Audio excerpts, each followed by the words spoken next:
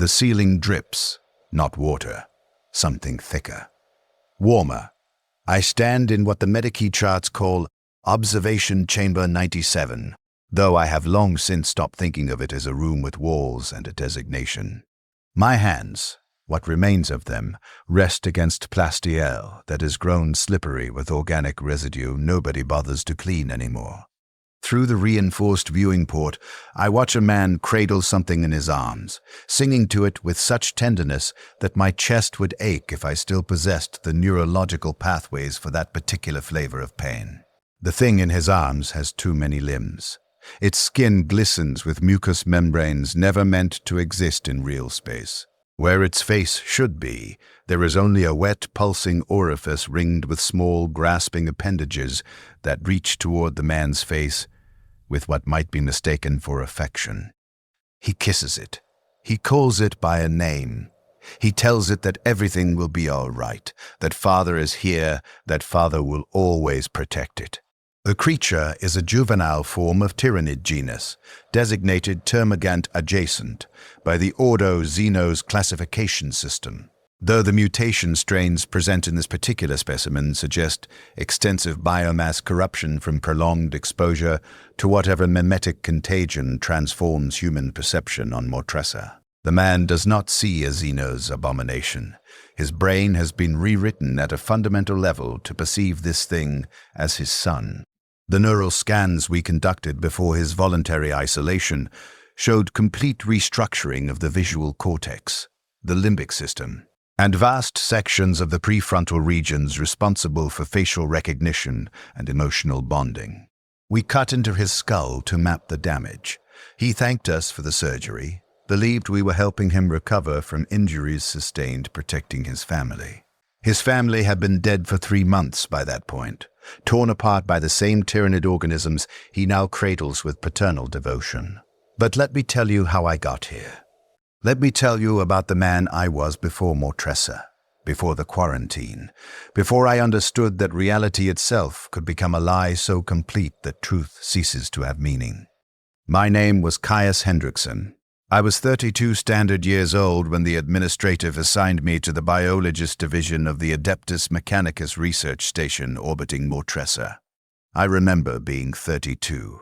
I remember the number with crystalline clarity because it was the same age my father had been when he died in the Factorum accident on Belarius Secundus, crushed between 2 cargo haulers because someone had failed to perform the proper maintenance rituals.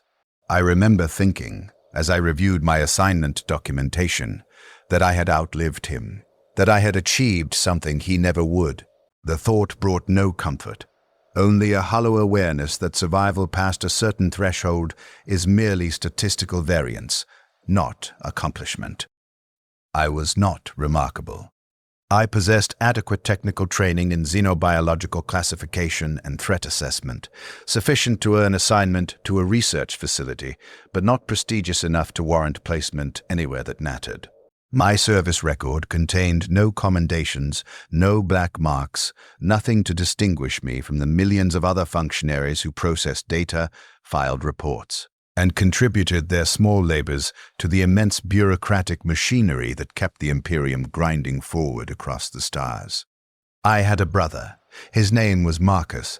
He was 4 years younger, stationed somewhere in the Segmentum Obscurus as part of an engineering corps attached to the Imperial Navy. We exchanged correspondence perhaps twice per standard year, brief messages that contained little of substance.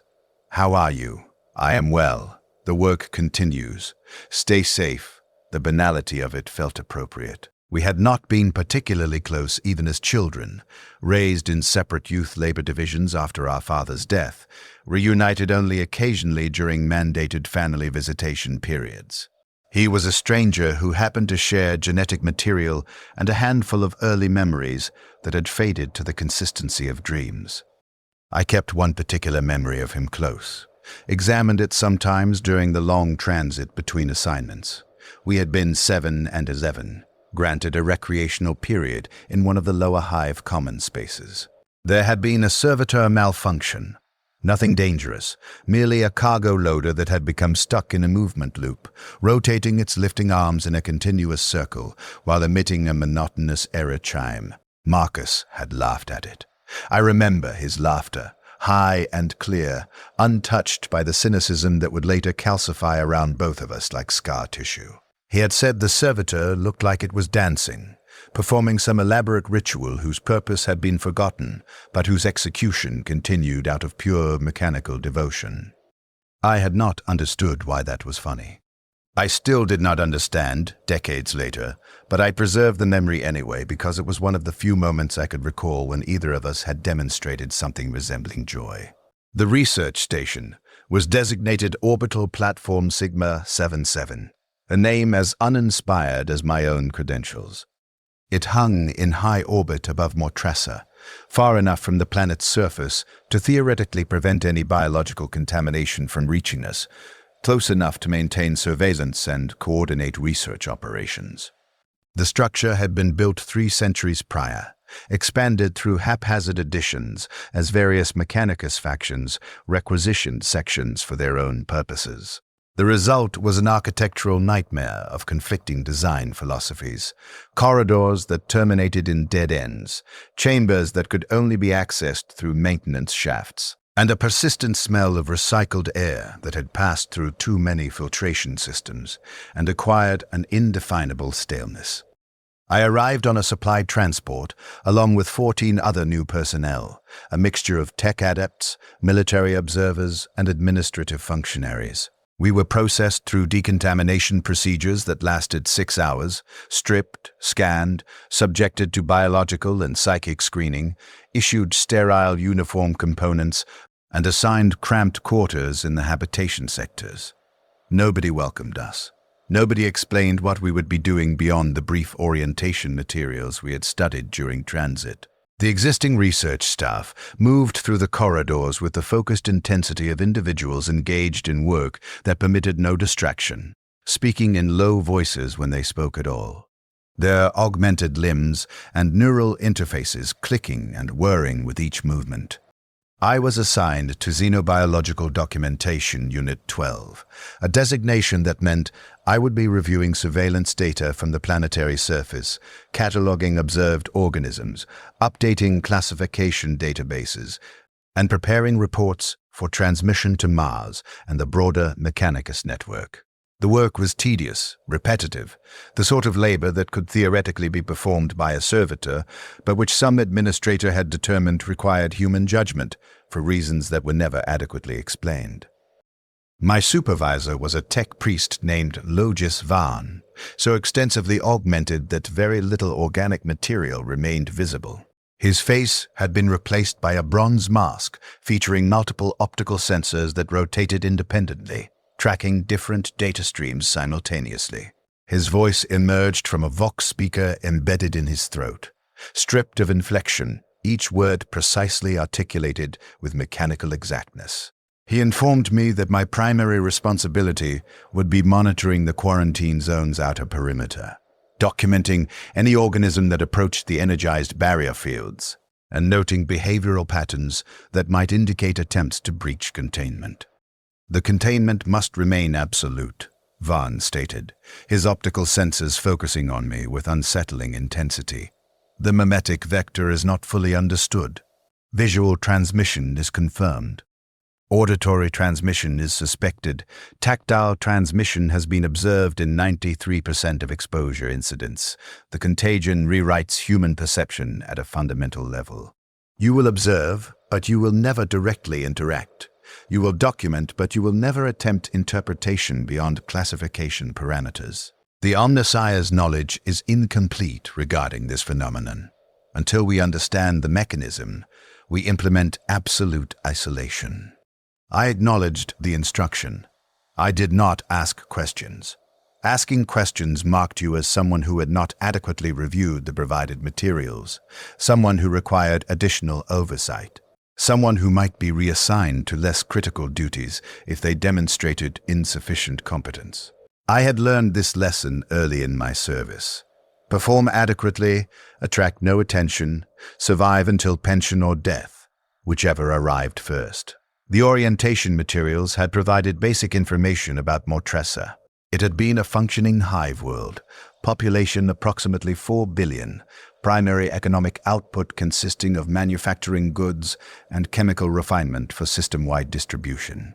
The world had operated unremarkably for 6,000 years, a minor but stable component of the Imperium's economic infrastructure. Then, 97 standard years ago, communications had ceased. Not abruptly, there had been no sudden silence suggesting military attack or catastrophic system failure. Instead, the messages had become increasingly strange, filled with references that made no sense, requests for supplies that seemed incongruous with reported conditions, and eventually vox transmissions that consisted primarily of screaming. The administratum had dispatched investigation teams. None returned. The few garbled transmissions received from these expeditions described impossible situations. Soldiers reporting their commanding officers as monstrous entities that needed to be destroyed, then moments later describing how they had killed loyal imperial servants while under some form of psychic compulsion. Civilians describing their families as beautiful, perfect, beloved, while surveillance footage showed them embracing tyrannid organisms that had clearly consumed the actual family members weeks prior. The Inquisition became involved. Ordo Xenos specialists determined that a tyrannid splinter fleet had made planetfall, but that the behavioral patterns were inconsistent with standard Hive fleet doctrine. The tyrannids were not consuming biomass efficiently. They were not establishing standard bioform patterns. They were not expanding beyond the initial infestation zones. Instead, they seemed content to remain in close proximity to human populations, allowing themselves to be fed, cared for, protected by humans who had somehow been convinced that these Xenos organisms were their loved ones. Simultaneous investigation by Ordo Hereticus teams ruled out conventional chaos corruption, but noted mimetic similarities to certain cognitive hazards associated with warp phenomena. The conclusion, insofar as any conclusion could be drawn from incomplete data, was that Mortressa had become host to a hybrid threat, a tyrannid infestation that had somehow become intermeshed with a mimetic virus of unknown origin, possibly warp-derived, that restructured human perception to prevent the normal fear and aggression responses that would typically result in resistance to Xenos predation. The planet could not be recovered, the population could not be saved, but it also could not be subjected to exterminatus, because the contagion mechanism was not fully understood, and there existed the possibility that orbital bombardment might somehow propagate the mimetic vector to the fleet. Conducting the bombardment, the Inquisition had declared Mortressa a quarantine world under indefinite isolation. Barrier fields were erected, orbital defenses were positioned to prevent any ship from approaching or leaving, and the Mechanicus was granted permission to study the phenomenon from orbit, to attempt to understand how a mimetic virus could rewrite human perception so completely that mothers would butcher their children with loving tenderness and soldiers would embrace the Xenos organisms they had sworn to destroy. I began my duties during what the station's chronometers designated as third shift, though the distinction between day and night had become meaningless in the perpetual artificial illumination of the orbital facility. My workstation consisted of a small cubicle containing multiple pict screens, data terminals, and direct neural interface ports for those augmented sufficiently to utilize them. I was not. My augmentations were minimal, a basic cognitive processing implant that allowed me to interface with data systems more efficiently, a subdermal identification chip, and minor ocular enhancements that reduced eye strain during extended screen observation. I was more flesh than machine, which marked me as less devoted to the Omnissiah's path according to Mechanicus hierarchy, but which also meant I was considered more suitable for certain observation duties that required human pattern recognition and intuition. The pict screens displayed live surveillance feeds from the quarantine zone's perimeter. Hundreds of cameras positioned along the energized barriers that encircled the primary infestation zones, provided continuous monitoring of the boundary between the contained areas and the few regions of Mortressa where human survivors still maintained some semblance of uninfected behavior. The feeds were grainy, degraded by atmospheric interference and the passage of nearly a century without proper maintenance. The cameras themselves were failing one by one, their machine spirits, if you believed such superstitions, and the tech priests certainly did, abandoning their duties as components wore beyond repair. I watched the screens. I documented what I saw. I prepared reports that would be reviewed by individuals whose names I did not know, for purposes that were never explained, contributing my small droplets of data to an ocean of information that might someday, somehow, lead to understanding. What I saw in those first weeks defied comfortable categorization. The cameras showed streets of an under-Hive sector, structures that might have once been habitation blocks, or industrial facilities now deteriorating into ruins. Humans moved through these spaces. They walked with normal gaits. They wore clothing that, while degraded and filthy, suggested they retained some awareness of environmental protection and social convention. They carried objects, containers, tools, bundles wrapped in cloth that indicated continued engagement in activities that might be described as daily life. But interspersed among them were tyrannids, not in combat posture, not hunting. Instead, they moved alongside the humans, sometimes holding appendages with human hands, sometimes being carried by humans who staggered under the weight, sometimes feeding from containers that humans held up to their alien feeding orifices. I watched a man walk down a debris-filled street holding the forelimb of a creature that my classification database identified as a Hormigaunt variant. The creature's blade arms had been dulled, possibly filed down, transformed from weapons into stumps. The man spoke to it continuously, his mouth moving though no audio accompanied this particular feed. His posture suggested conversation, the unconscious physical language of someone addressing a companion. The Hormigaunt's head turned toward him periodically, tracking his movements with the targeting efficiency that tyrannid organisms use to acquire prey. They entered a structure together. The camera angle did not permit me to observe what occurred inside. They emerged 14 minutes later. The men carried bundles now, supplies perhaps scavenged from whatever remained within. The Hormigaunt followed him, its movements now sluggish, possibly satiated.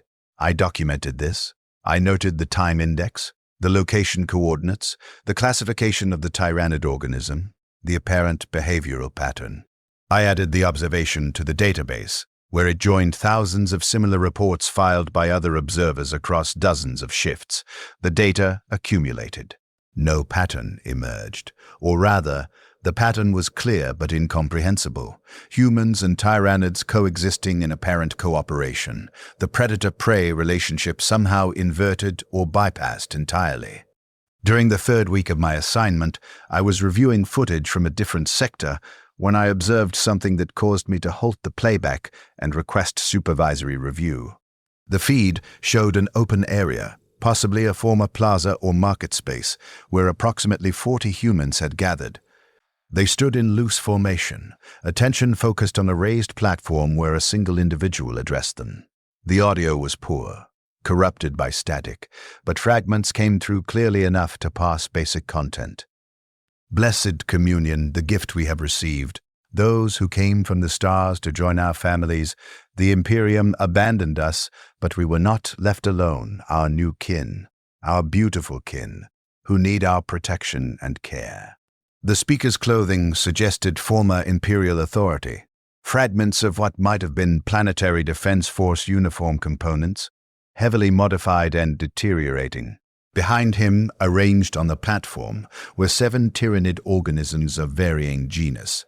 They did not move. They did not attack. They stood, or crouched, or coiled, as if they were props in some theatrical presentation, decorative elements meant to illustrate the speaker's message. The crowd responded, not with horror, not with the instinctive revulsion that properly functioning human neurology should produce when confronted with Xeno's abominations. Instead, they nodded. Some raised hands in gestures that might have been approval or celebration. Several held smaller tyrannid organisms in their arms, creatures no larger than human infants, cradling them with protective tenderness. The speaker continued, "Teach your children to love them. Share your food with them, they are part of our family now.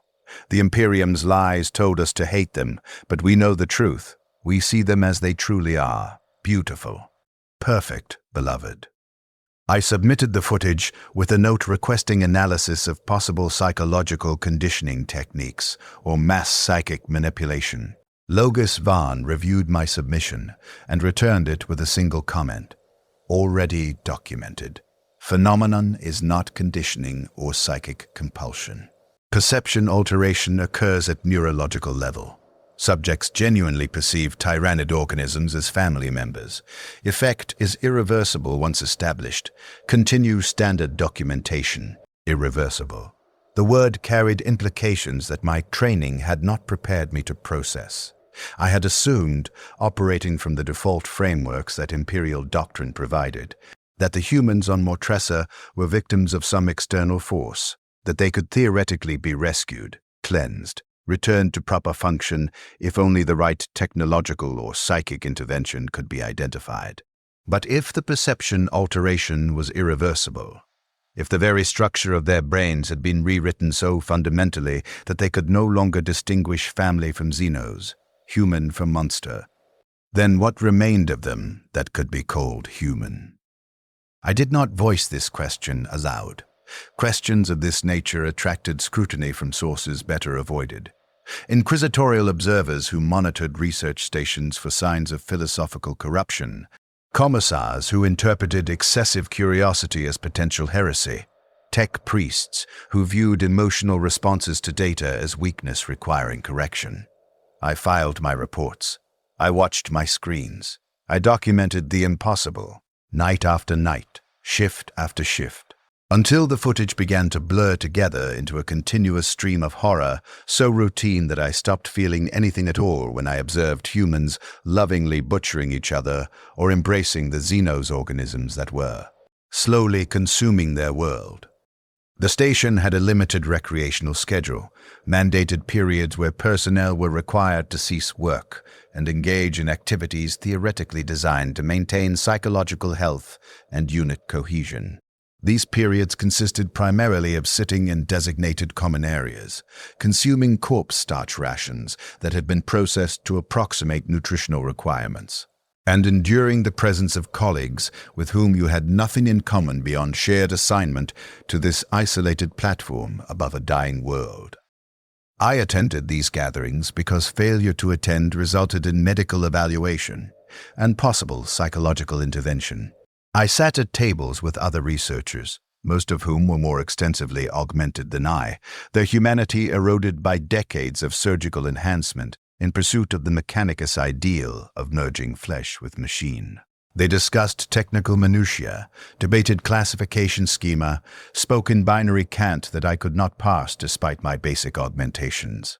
I consumed my rations in silence, contributed nothing to conversations, and departed as soon as the minimum required attendance period elapsed. There was another biological researcher, unaugmented like myself, who sometimes sat at the same table. His name was Tavik. He was younger, perhaps 25, assigned to a different documentation unit, but performing essentially identical duties. He did not speak much either, though occasionally he would make brief observations about the surveillance footage, note patterns he had observed, mention details that struck him as particularly disturbing or inexplicable. During one of these recreational periods, approximately 6 weeks into my assignment, he leaned toward me and spoke quietly, his voice barely audible above the general murmur of other conversations. "Do you think they're still human?" I did not answer immediately. The question was dangerous. It implied philosophical speculation about the nature of humanity, which could be interpreted as questioning imperial doctrine regarding the fundamental superiority and sanctity of the human form. It invited discussion of topics that existed in the jurisdictional overlap between the Mechanicus, the Ecclesiarchy, and the Inquisition, a space where casual conversation could easily become evidence of heretical thinking. But Tavik's expression suggested he was not attempting provocation or testing loyalty. He looked exhausted, hollow, the distinctive appearance of someone who had been watching surveillance footage of atrocities for too many hours without adequate psychological processing. I recognized the look because I had seen it in my own reflection during the few occasions when I passed polished metal surfaces in the corridors. The technical definition of humanity is genetic, I replied carefully. Their DNA remains within acceptable variance parameters for baseline human classification. Therefore, they are human. But their brains have been changed, Tavik continued. They can't perceive reality correctly anymore. They see monsters as family. They butcher their actual children because those children look wrong to them and the Tyranids look right. If your brain is rewritten so completely that you can't tell human from Xenos, are you still functionally human? I document observations, I said.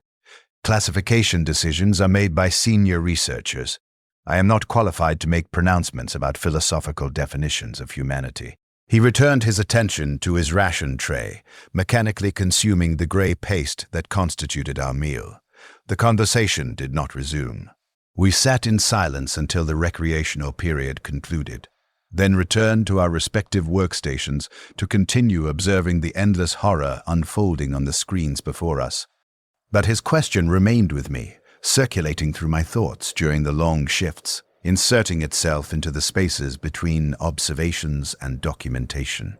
The tech priests operated from a framework that viewed humanity as something to be transcended through augmentation.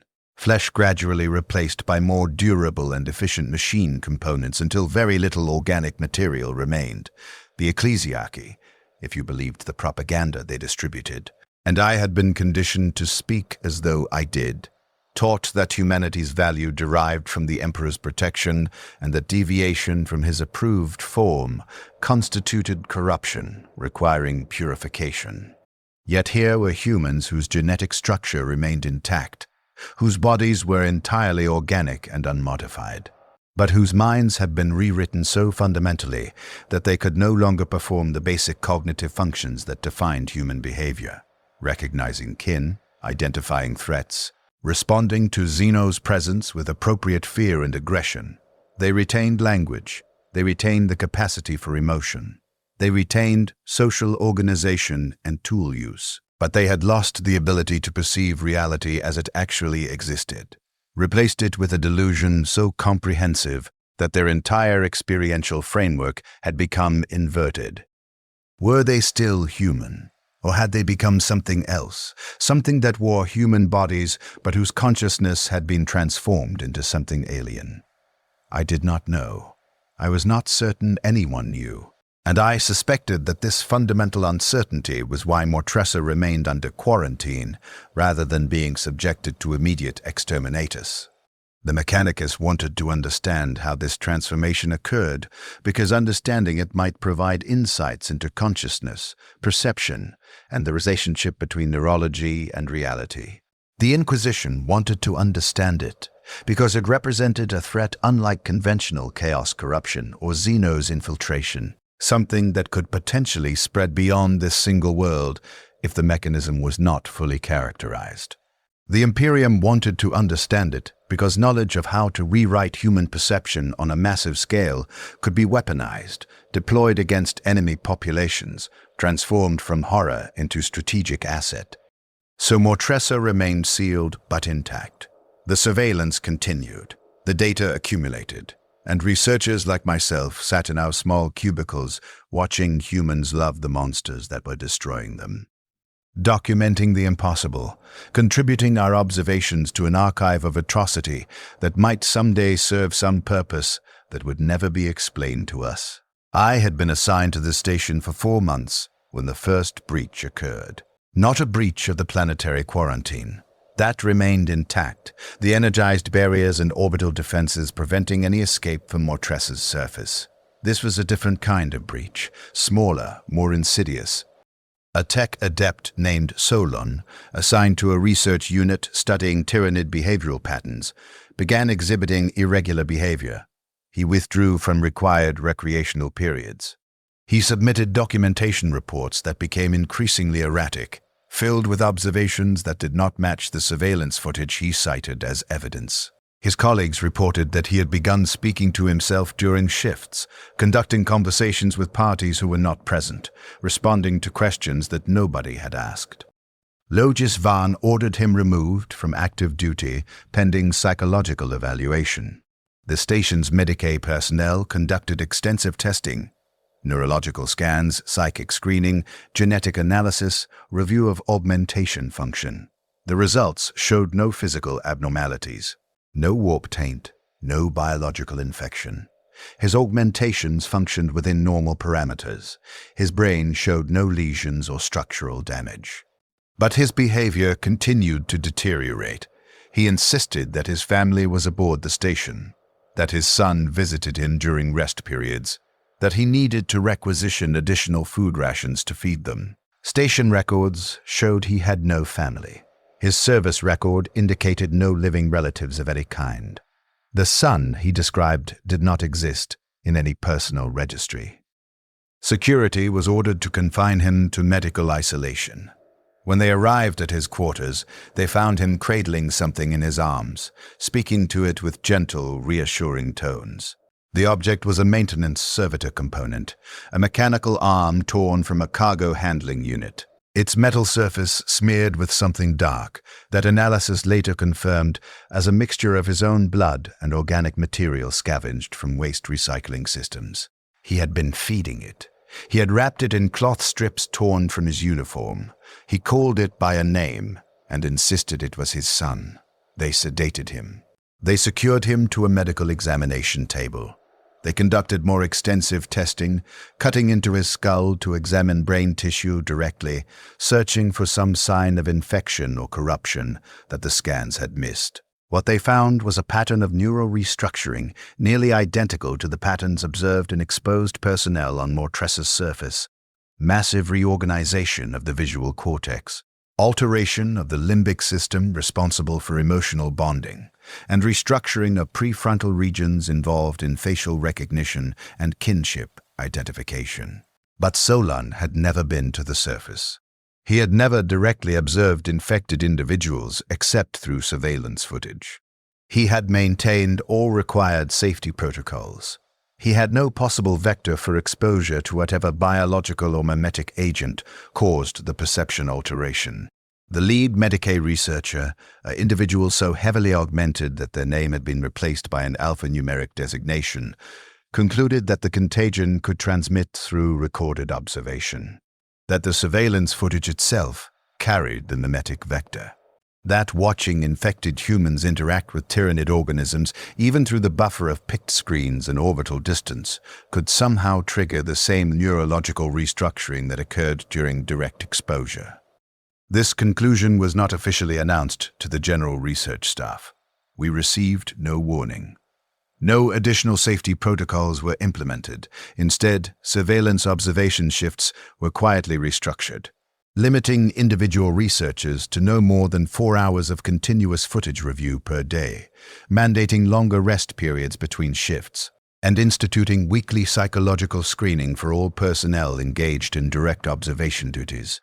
I learned about Solon's condition because Tavik told me during one of the mandated recreational periods.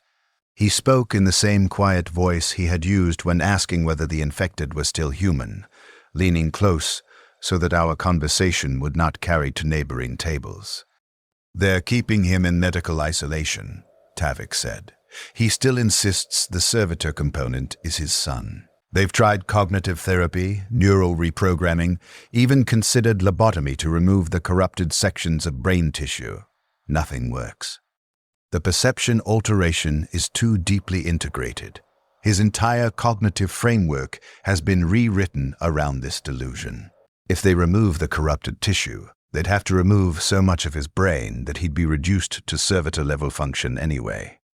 "How did it happen?" I asked, though I suspected I already understood the answer. "Watching the footage," Tavik replied. "Just doing our job. Just documenting what we see." Apparently, that's enough. The mimetic vector doesn't require direct observation. It can transmit through recorded media if you watch long enough, If you see enough iterations of the infection expressing itself, they think it's pattern-based, that there's some specific configuration of visual information, some arrangement of human and tyrannid interaction that carries the infection, and if your brain processes that pattern enough times, it gets rewritten to match the pattern. I absorbed this information in silence. I thought about the 4 months I had spent watching surveillance footage. I thought about the hundreds of hours I had documented humans loving monsters, embracing xenos, butchering their own children with tender devotion. I thought about how many times I had observed the specific pattern that Tavik was describing, how many iterations of impossible perception I had processed and catalogued and submitted in my reports. "Are we infected?" I asked. Tavik's expression suggested the question had been occupying his thoughts as well. "I don't know. They're running tests. Weekly screening is supposed to catch it early if it develops, but Solon's screening showed nothing abnormal until he was already symptomatic. So either the screening isn't sensitive enough to detect early-stage infection, or the infection can progress very rapidly once it reaches a certain threshold. Either way, he trailed off, the conclusion obvious enough not to require articulation. Either way, we might already be compromised. Either way, continuing to perform our assigned duties increased the risk. Either way, the Mechanicus considered the research valuable enough that they were willing to continue the surveillance operation despite the danger to personnel. "Have you requested transfer?" I asked. "I submitted the request 3 weeks ago," Tavik said. "It was denied.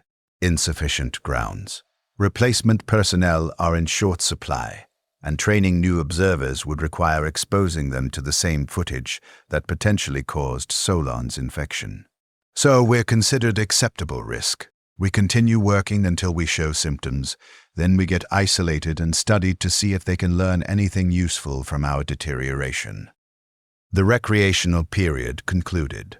We returned to our workstations. I resumed my observation duties, watching the screens, documenting the horror, trying not to think about whether each moment of observation was pushing me closer to the same threshold that Solon had crossed, the point where my brain would decide that reality was wrong and the delusion was right, where I would look at a chunk of metal and see a beloved son, where I would embrace the monster and call it family. The weeks continued. I performed my duties. I attended mandatory recreational periods and psychological screening appointments. The Medici personnel administered tests, asked standardized questions about my perceptions and emotional state, scanned my neural activity for anomalies. Each time, the results came back within acceptable parameters. Each time, I was cleared to continue observation duties. Each time, I returned to my cubicle and resumed watching humans love the xenos that were destroying them.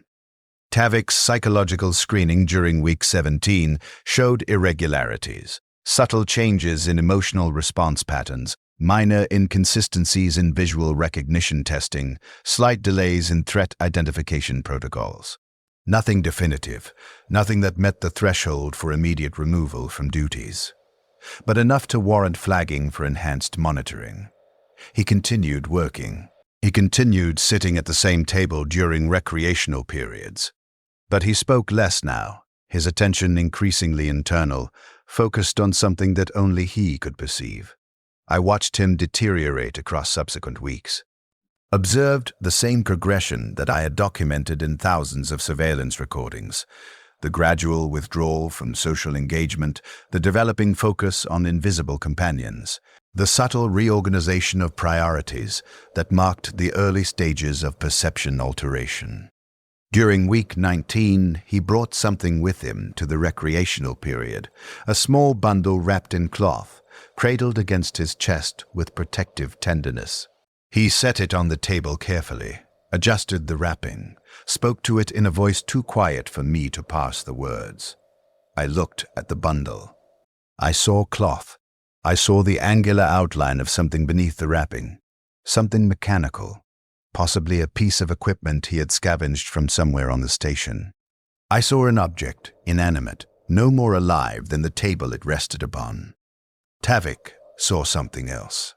His expression, his body language, the gentle way his fingers touched the wrapping, All of it communicated that he perceived something living, something precious, something that required care and protection. "What is that?" I asked, though I already knew the answer would be meaningless. "My brother," Tavik replied. His voice carried absolute conviction. "He was born yesterday. He's beautiful." I looked at the bundle again, tried to see what Tavik saw, tried to understand how his brain had rewritten reality so completely that he could look at cloth-wrapped metal and perceive a family member. I saw only the object. My perception remained, for now, intact. "That's a mechanical component," I said carefully. "It's not alive." Tavik smiled, the expression containing such genuine warmth and joy that something in my chest tightened. "I know he looks strange to you," he said. "Everyone says that at first, but once you really see him, once you understand how perfect he is, you'll see it too. Give it time, you'll see." Someone had reported Tavik's behavior. They took him gently, removed the bundle from his arms despite his protests, escorted him to medical isolation where he would join Solon and the growing population of infected researchers whose brains had been rewritten by the very footage we were assigned to study. I never saw Tavik again.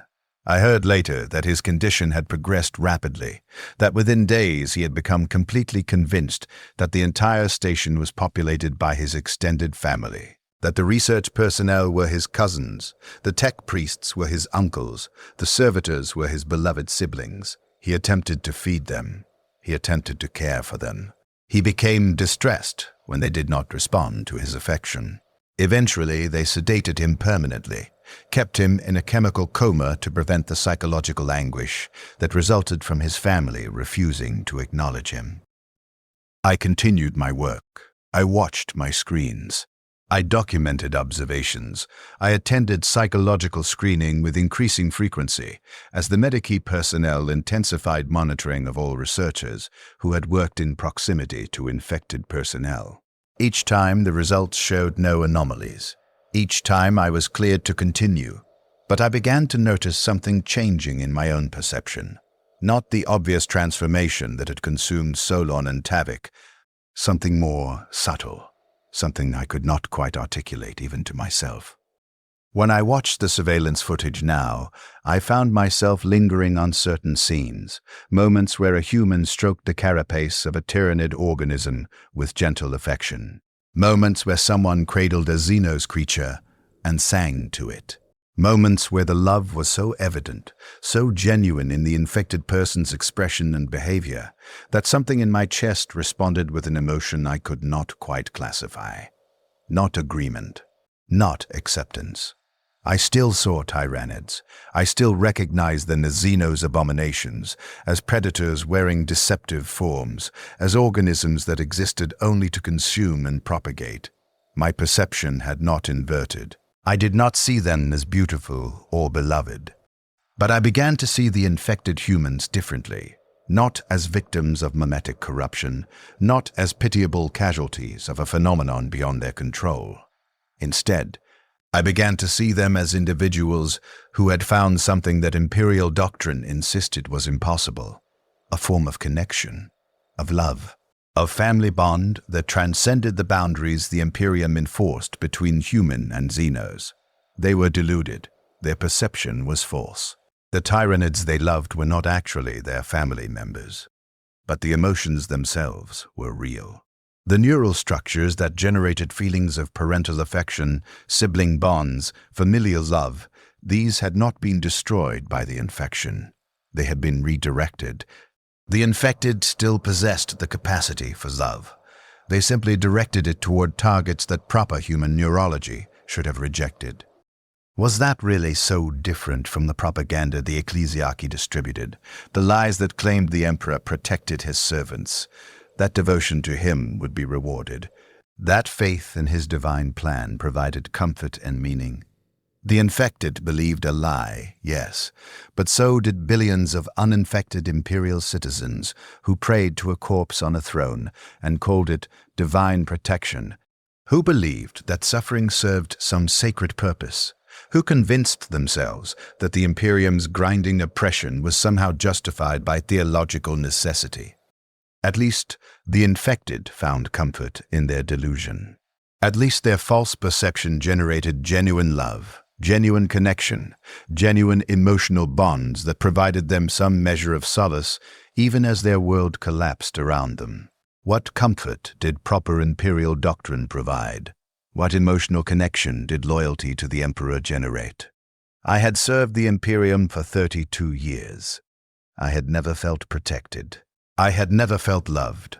I had never felt that my existence mattered beyond my utility as another data processing component in an infinite machine that would continue grinding forward whether I lived or died. These thoughts were dangerous.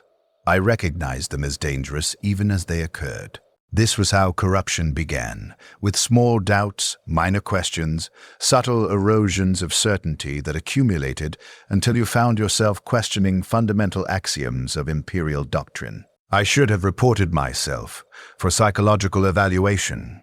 I should have confessed these thoughts to the Medici personnel during my screening appointments. I did not. I continued my work. I continued watching my screens. I continued documenting the impossible, observation after observation, shift after shift, while something in my perception quietly eroded, worn away by the endless repetition of seeing humans love monsters and monsters accept that love with alien incomprehension. By month 7, 6 additional researchers had been removed from observation duties and placed in medical isolation. The pattern was clear. Extended exposure to surveillance footage from Mortressa created a statistically significant risk of perception alteration. The Mechanicus's response to this data was not to cease surveillance operations or to implement stronger protective measures. Instead, they accepted the infection rate as an operational cost, calculated the time to symptom development for most researchers, and restructured assignments to maximize data extraction before personnel became non-functional. I was reassigned from perimeter observation to a more specialized role, direct monitoring of infected populations in the sealed under-Hive sectors. The footage was worse here, more intimate, higher resolution. Cameras positioned inside habitation structures, inside the spaces where infected humans lived their daily lives in communion with the tyrannid organisms they believed to be their families. I watched a man prepare food for his family. He moved through what had once been a residential kitchen, now deteriorating but still retaining enough functional equipment for basic meal preparation. He hummed while he worked, the tuneless vocalization of someone content in domestic routine. He filled multiple containers with food scraps, organic material scavenged from somewhere in the Underhive's collapsed infrastructure. He arranged these containers carefully, spacing them at intervals that suggested assigned seating for a family meal. Then he called them, "Food is ready. Come eat." 5 tyrannid organisms of varying genus, ranging from something small and serpentine that might have been a ripper variation to a hulking warrior-class creature that had to crouch to fit through the doorway. They positioned themselves near the containers. Some had appendages suitable for grasping. They lifted the containers and consumed the contents.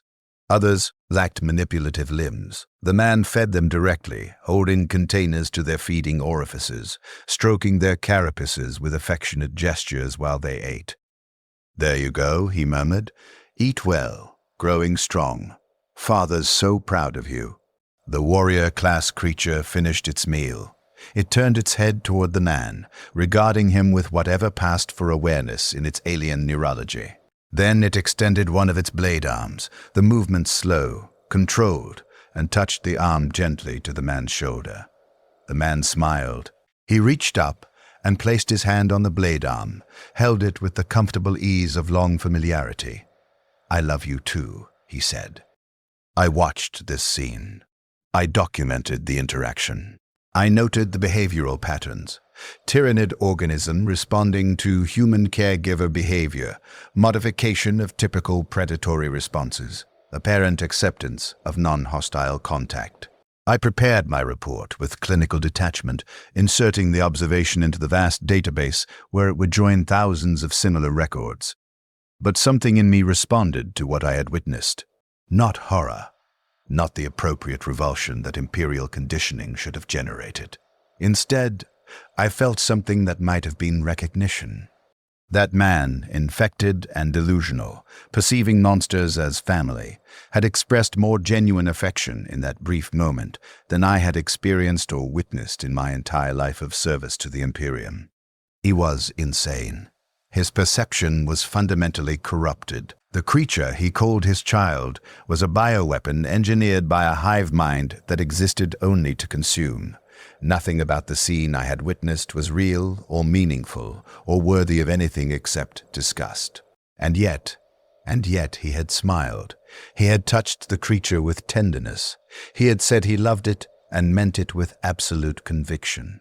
He had found in his delusion something that millions of uninfected imperial citizens spent their entire lives searching for and never found: a sense of purpose, of connection.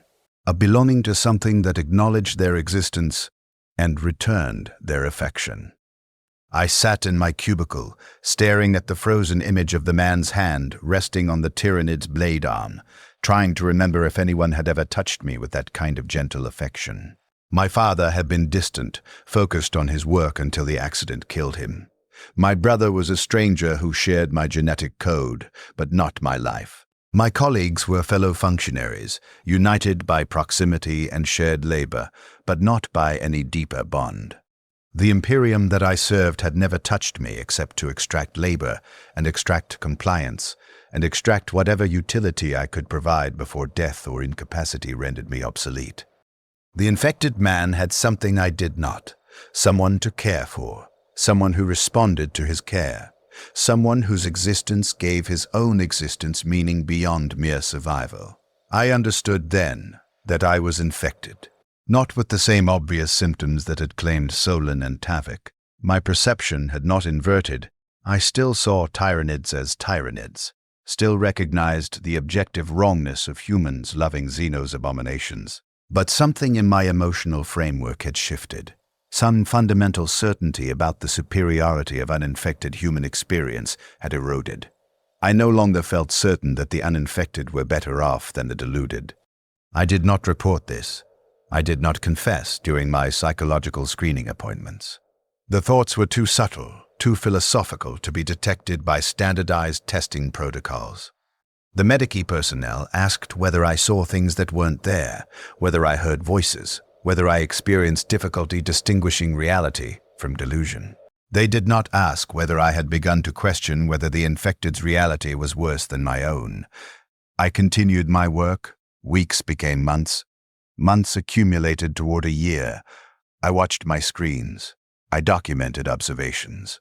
I contributed my data to the archive, and slowly, gradually, I began to notice a pattern in the footage that I had not consciously identified before. The infected were not suffering.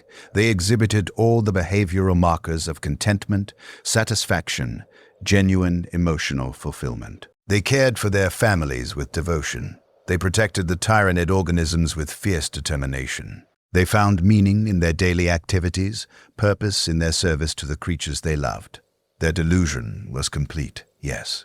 Their perception was fundamentally corrupted, yes. But within that corrupted framework, they experienced something that might be described as happiness. The uninfected, by contrast, the few remaining pockets of humans on Mortressa who had somehow avoided exposure, exhibited all the standard markers of extreme psychological distress. Surveillance footage from uninfected zones showed people existing in states of paranoid hypervigilance, terrified of infection, isolated from each other by the knowledge that anyone might be compromised. That observation itself could transmit the contagion. They survived. They remained uninfected.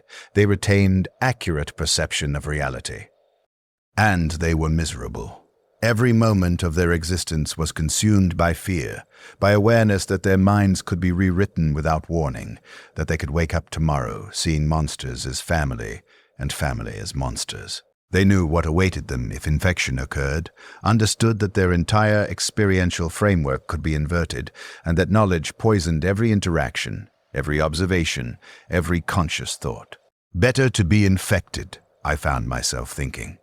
Better to have your perception rewritten, to find love and meaning in delusion, than to remain uninfected and spend every moment aware that your consciousness exists as a small island of accuracy in an ocean of inverted perception, knowing that the island is eroding, that eventually you will slip beneath the surface and drown in beautiful, comforting madness. These thoughts did not come suddenly. They accumulated across months like sediment, layer upon layer, until I looked at my own cognition and realized I could no longer locate the foundation of certainty that had once supported my worldview. I no longer knew whether accurate perception was preferable to comforting delusion. I no longer felt confident that the Imperium's version of reality was worth preserving. This was infection, not the obvious, immediate transformation that turned servitor parts into beloved family members. This was the subtle variation, the slow corruption that eroded certainty rather than inverting perception. I recognized it. I understood what was happening to me, and I did nothing to stop it because I was no longer certain it was something that should be stopped. Month 11, my psychological screening showed minor irregularities. The Medicaid personnel noted subtle changes in emotional response patterns, slight delays in certain recognition protocols. Not enough to warrant immediate removal from duties, but enough to flag me for enhanced monitoring, to add my name to the list of researchers exhibiting early-stage infection symptoms. I received notification that my observation assignment would be restructured. Limited shifts, increased screening frequency, potential reassignment to non-observation duties pending further evaluation. The standard protocol for managing personnel who had been exposed too long, who had watched too much footage, whose brains had begun the slow process of rewriting themselves to match the pattern they observed. But before the reassignment could be implemented, something occurred that changed everything. A Vox transmission reached orbital platform Sigma 77, not from the Imperial fleet maintaining the quarantine, not from command authority.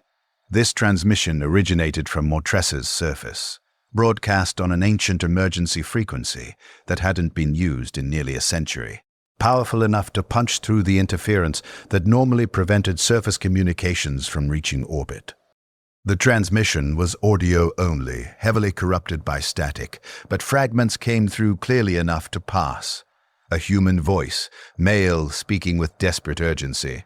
Anyone listening, please, you have to understand. It's not what you think. We see them clearly. You're the ones who are blind, please. They're beautiful. Why do you hate them? Why won't you let us love them, please? Cycling through variations of the same message. Begging, pleading, trying to convince any listeners that the infected perception was correct, that uninfected humans were the ones suffering from cognitive impairment, that the Tyranids were actually worthy of love and protection. Logus Van ordered the transmission analyzed. He wanted to know if it contained embedded mimetic vectors, if the words themselves could transmit infection, if hearing an infected person speak could trigger the same neural restructuring that resulted from observing surveillance footage. I was assigned to assist with the analysis. I listened to the transmission repeatedly, parsing individual words from the static, documenting the message's content, preparing reports on linguistic structure and emotional tenor. I heard a man begging to be understood, pleading for acknowledgement that his love was real even though its target was impossible. And something in me broke. Not my perception. I still saw reality as it existed. But my certainty that reality as it existed was worth defending. My conviction that the Imperium's version of truth was superior to the infected's delusion. My belief that accurate perception was preferable to comforting lies. I found myself thinking, what if he's right? What if they do see something we don't? What if the infection doesn't corrupt perception, but corrects it, removes some cognitive barrier that prevents us from seeing the Tyranids as they actually are? These thoughts were absurd. I knew they were absurd. Tyranids were not misunderstood creatures deserving love. They were bioweapons, engineered by a hive mind, designed to consume everything in their path. No amount of perception alteration could change what they objectively were. But the man in the transmission had believed it. believed it so completely that he risked detection, risked inquisitorial response, risked whatever punishment the Imperium might devise, all to broadcast his message that his love was real and his family was beautiful. I wanted that conviction. I wanted that certainty. I wanted to believe in something so completely that I would risk everything to defend it. I had never wanted anything from the Imperium except to be left alone. I had never felt loyalty, never felt devotion, never felt that my service mattered or that the Emperor, if you believed the lies they told us, if you accepted the propaganda that claimed he protected anything, cared whether I lived or died. But the infected man had found something worth defending. In his madness, in his delusion, he had found meaning. I sat in my cubicle. I looked at my screens. I thought about the decades I had served, the endless documentation, the accumulation of observations that would be filed in archives nobody would ever read, contributing nothing except data points in a research project whose purpose was never explained. And I understood that I had a choice. I could report my deteriorating certainty, submit to whatever psychological intervention the Medicaid personnel would implement, possibly lobotomy, possibly permanent sedation like Tavik, possibly summary execution if they determined I was too compromised to salvage. The standard responses to researchers who exhibited infection symptoms. Or I could continue as I was, pretend the screening results were aberrations, maintain enough behavioral normalcy to avoid triggering intervention protocols, continue my observation duties, continue watching the infected find comfort in their delusions, while I sat in isolation, accurate and uninfected, and utterly alone. I chose continuation, not because I believed I could hide the infection's progression indefinitely, but because I wanted to understand something before the end. I wanted to know if it was possible to cross the threshold voluntarily, to choose the delusion, to embrace the comfort of inverted perception rather than endure the cold accuracy of reality. The transmission had shown me that the infected could still communicate. They retained language. They retained the ability to form complex thoughts and arguments.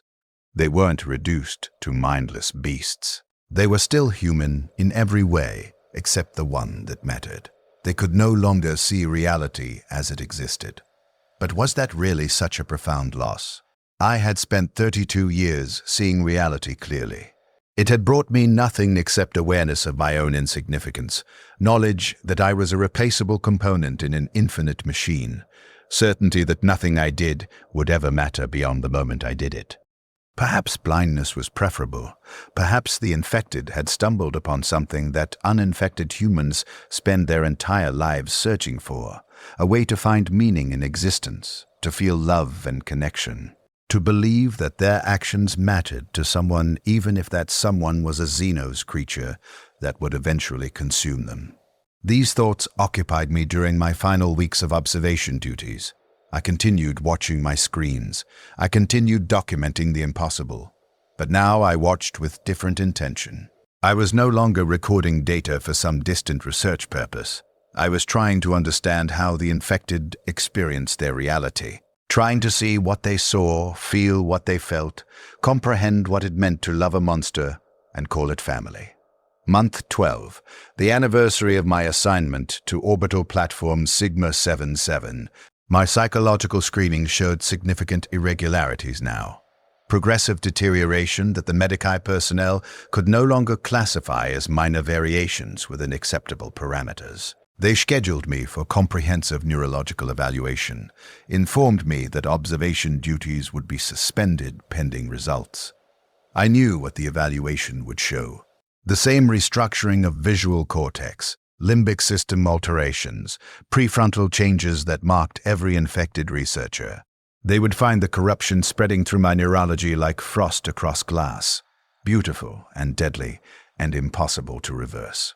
I attended the scheduled evaluation. I submitted to the scans and tests and examinations, and while the Medicaid personnel reviewed the results, preparing their diagnosis and recommendations, I returned to my cubicle one final time. I activated my observation screens. I selected footage from Sector 17, the sealed under-Hive zone, where the highest concentration of infected humans lived in communion with their Xenos families. I watched. I looked at the scenes of humans caring for tyrannid organisms, feeding them, protecting them, expressing genuine love for creatures that should have been met with horror and revulsion. And I tried to see what they saw. Tried to let my perception invert, to accept the delusion, to embrace the comfortable madness that would free me from the burden of accurate awareness. The monsters were still monsters. The tyrannids were still tyrannids. My perception did not transform. The infection had not progressed that far, not yet. But something in me wanted it to. Something in me envied the infected their certainty, their contentment, their ability to find love in impossible places. That's when security arrived. They had my evaluation results. They knew what I was becoming. They had orders to place me in medical isolation before the infection progressed to the point where I might attempt to free myself, might try to reach the planet's surface, might join the infected in their sealed zones. They escorted me from my cubicle. They led me through corridors I had walked hundreds of times before, past workstations where other researchers sat and watched their screens and documented observations just as I had done. Past the recreational areas where Tavik had first shown me his cloth-wrapped treasure and called it family. Past the medical sector where Solon and the others were kept in permanent sedation, their brains too corrupted to permit consciousness but too valuable as research subjects to warrant execution. They brought me to the isolation wing. They secured me in a room that would become my entire existence. 4 walls, 1 medical examination table, monitoring equipment to track my vitals and neural activity as the infection consumed whatever remained of my uninfected cognition. And here I remain.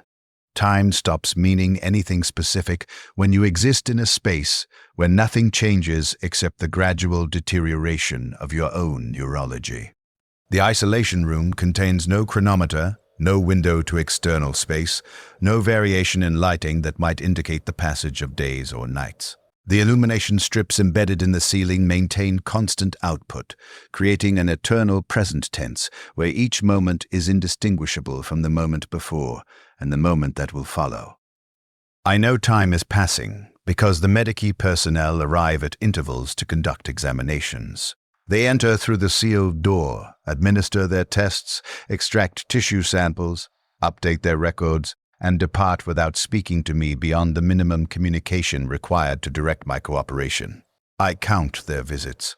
This becomes my calendar, the only mechanism I possess for tracking my progression through whatever timeline remains before I complete my transformation into something that can no longer be classified as functionally human.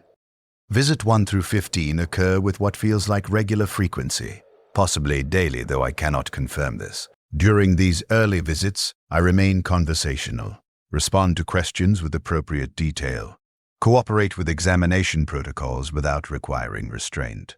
The lead Medicae technician, designation Medicae Primus, 773. Because the Mechanicus had stripped away whatever name he might have possessed in favor of numerical efficiency, informs me that my neurological restructuring is progressing at a rate consistent with other infected researchers. He speaks with clinical detachment, describing the changes occurring in my brain as if discussing weather patterns or machinery maintenance schedules. Visual cortex restructuring has reached 37%, he states during visit 9. Limbic system alterations showing geometric progression. Prefrontal reorganization concentrated in facial recognition centers and kinship identification matrices. Progression curve suggests complete restructuring will occur within 40 to 60 standard days. 40 to 60 days until I can no longer perceive reality accurately. 40 to 60 days until I look at medical equipment and see family members, until I cradle servitor components and call them by names, until I join Solon and Tavik and the others in beautiful, permanent delusion. The knowledge sits in my consciousness like a countdown, each moment ticking away toward the threshold where accurate perception will collapse into comfortable madness. I should feel terror. I should feel desperate urgency to fight against the progression, to beg for intervention even though I know intervention is impossible once neural restructuring begins. But I feel only a strange anticipation, almost eagerness, watching myself approach the boundary between what I am and what I will become. During visit 12, something changes in my perception. Not an obvious inversion. I do not suddenly see the Medicaid personnel as family members or the examination equipment as beloved companions. The change is more subtle, more insidious. When Medicaid Primus 773 extracts a tissue sample from my arm, I feel not just the physical pain of the procedure, but also something that might be described as longing. I watch his augmented hands work with practiced efficiency, inserting the needle, drawing fluid, sealing the sample container, and I find myself wishing he would touch me differently, not clinically. Not as a research subject being processed for data extraction, but with the kind of gentle affection I had observed in surveillance footage, the way infected humans touch their families with tender devotion. I do not voice this thought. I recognize it as evidence of progressive infection, symptom of neural restructuring affecting emotional processing and social bonding mechanisms. But the longing persists even after the Medicaid personnel depart, leaving me alone in my isolation room with nothing but the humming of monitoring equipment and the ache in my chest that cannot be explained by any physical injury. Visit 17. Medicaid Primus 773 arrives with additional personnel, 3 tech adepts whose augmentations are so extensive they move with the clicking precision of clockwork mechanisms. They position themselves around my examination table, their optical sensors focusing on me with predatory intensity, and I feel something in my chest warm with an emotion that my deteriorating cognition identifies as joy. They have come to see me, multiple visitors. My isolation has been interrupted by their presence, by their attention, by the fact that they consider me significant enough to merit observation by several personnel simultaneously, rather than the usual solitary examiner. Emotional response markers show anomalous patterns. One of the tech adepts states, his voice emerging from a Vox speaker with mechanical flatness. Subject is exhibiting pleasure responses to clinical procedures. Endorphin levels elevated during examination protocols. Limbic system restructuring has reached stage where normal aversion responses are inverting to attraction. Medicaid Primus 773 makes notations in his data slate, consistent with expected progression. Subject is approaching the threshold where isolation itself will become the primary stressor. Infected subjects require social bonding stimuli. Deprivation of such stimuli causes measurable psychological distress. We should consider introducing contact with other infected subjects to observe interaction patterns. They discuss me as if I am not present, as if I am merely a biological system whose responses can be predicted and categorized. I should feel dehumanized by this. I should feel the appropriate anger or humiliation that comes from being reduced to a research specimen. Instead, I feel grateful. They are talking about me. They are paying attention. They are acknowledging that my existence matters enough to warrant consideration and discussion. This is infection. I recognize it even as I experience it. My emotional framework is restructuring, rewriting appropriate responses, transforming isolation and clinical objectification into something my brain interprets as positive social attention. The person I was 6 months ago would have been horrified by these feelings. The person I am becoming welcomes them as the first genuine emotional warmth I have experienced since arriving at this station. Visit 23. I do not wait for Medicaid Primus 773 to speak before addressing him. How long until completion? I ask. My voice sounds strange to my own ears, inflection patterns slightly wrong, as if the neural pathways controlling speech production have been adjusted to serve some other purpose. He regards me with his optical senses, multiple lenses adjusting focus. Neurological restructuring has reached 68%, he responds. Complete transformation, estimated within 10 to 15 standard days. Why do you ask? I want to know how much longer I have to wait, I say. The honesty surprises me. I had intended to maintain clinical detachment, to observe my own deterioration with the same dispassionate objectivity I had applied to surveillance footage. But something in me craves acknowledgement, craves validation that what I am experiencing is real and significant. Wait for what? Medicae Primus 773 asks. His tone suggests genuine curiosity rather than clinical questioning. Perhaps he sees something in my responses that warrants deeper investigation. To not be alone anymore, I reply. You said you were considering introducing contact with other infected subjects. I want that. I need that. This isolation is... I search for words to describe the ache that has grown in my chest across these visits. The desperate hunger for connection that grows stronger with each moment I spend in this room with only monitoring equipment and my own deteriorating thoughts. It's worse than the infection. I can feel my brain changing, and I'm not fighting it anymore because at least when the transformation completes, I'll perceive something as family, even if it's wrong. At least I won't be alone inside my own skull. Medicae Primus 773 makes extensive notations. The tech adepts observe me with increased intensity, their sensors recording every detail of my confession. I have given them valuable data. Confirmation that infected subjects consciously perceive their isolation, that the infection creates desperate need for social bonding, that the transformation is welcomed rather than resisted because it promises relief from solitude. Your request is noted. Medicae Primus 773 says, we will evaluate whether controlled contact serves research objectives. They depart. I am alone again. The monitoring equipment hums. Time passes in units I can no longer accurately measure. I lie on the examination table and count the ceiling panels, a behavior I have no conscious memory of initiating, but which my body performs automatically, repetitively, finding comfort in the simple rhythm of enumeration. Visit 22-9. When the door opens, Medicae Primus 773 does not enter alone. Behind him, restrained by 2 security personnel, is another infected researcher. I recognize him vaguely. Someone from a different observation unit, name lost to my deteriorating memory, but his face triggers fragmentary recollection of passing him in corridors during the early months of my assignment. He looks wrong. His expression cycles through emotions too rapidly, shifting from joy to confusion to desperate hope within seconds. His body language suggests someone trying to embrace invisible companions, arms reaching toward empty space, hands grasping at nothing. His infection has progressed further than mine, reached the stage where he perceives people or objects that do not exist, where his brain has filled his sensory experience with the family he desperately craves.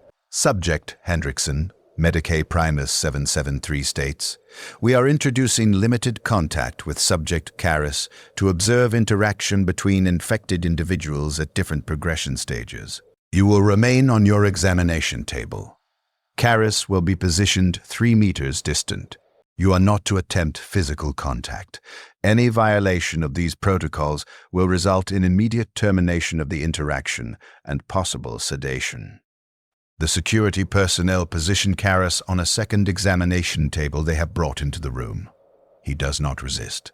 His attention is fixed on something to his left, something invisible to me, his expression radiating such joy that something in my chest constricts with emotion I can barely identify. I missed you, Karis says to the empty space. Where have you been? I was so worried they wouldn't tell me where you went. Nobody responds. The empty space contains no person, no entity, no presence except Karis's delusion. But he smiles anyway, continues speaking to his invisible companion, carrying on a conversation with the hallucination his infected brain has generated to fill the void of isolation. I watch him. I should feel pity. I should feel horror at seeing my own future reflected in his deteriorated state. Instead, I feel envy so intense it becomes physical ache.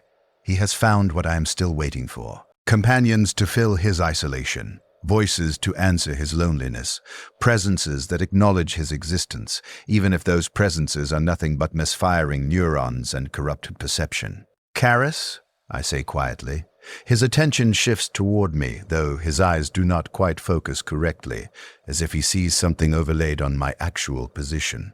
Who are you talking to? His smile widens. My family. They came to visit. All of them. My father, my brothers, even my cousins I haven't seen since childhood. They're all here. He gestures to the empty space surrounding his table, indicating presences I cannot perceive. Can you see them? Aren't they beautiful?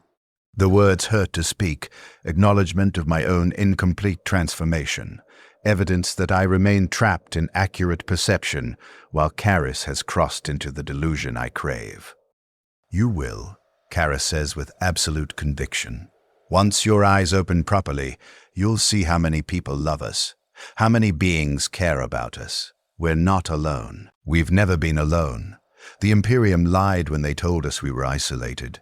Look, he points directly at Medicae Primus 773. Can't you see how beautiful he is? Your brother. He's been taking care of you this whole time. I look at Medicae Primus 773. I see exactly what I have always seen. A tech priest so extensively augmented that his original human form is barely recognizable. Bronze mask where his face should be, mecha dendrites writhing from his back like mechanical tentacles, vox speaker emitting words with flat precision. I see a researcher conducting an experiment, a mechanicus functionary extracting data from compromised subjects. But Karis sees family, sees love, sees care and devotion and protective attention. His infection has restructured his perception so completely that he can look at clinical objectification and interpret it as familial affection. I want that. I want it with desperate intensity that makes my hands shake. I want to look at the Medicae personnel and see brothers, see uncles, see family members who visit because they care rather than because research protocols require periodic examination. I want to perceive their clinical procedures as acts of love, their data extraction as protective attention, their monitoring as proof that I matter to someone. How long, I ask Medicae Primus 773. How long until I see what he sees? The tech priest's optical sensors focus on me. Your neurological restructuring is at 79%. Karis is at 97%. The difference represents approximately 8 to 12 standard days of progression. You are approaching the threshold rapidly. 8 to 12 days. I count them in my head, imagining each day as a step closer to the boundary where accurate perception collapses and comfortable delusion begins. 8 to 12 days until I can look at empty space and see family, until I can interpret isolation as communion, until I can experience love, even if that love is directed toward hallucinations and Xeno's abominations. The security personnel remove Karis after 17 minutes of interaction.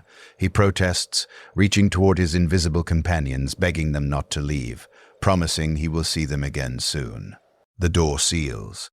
I am alone once more. But the memory of Karis's joy remains with me, burns in my thoughts like fever.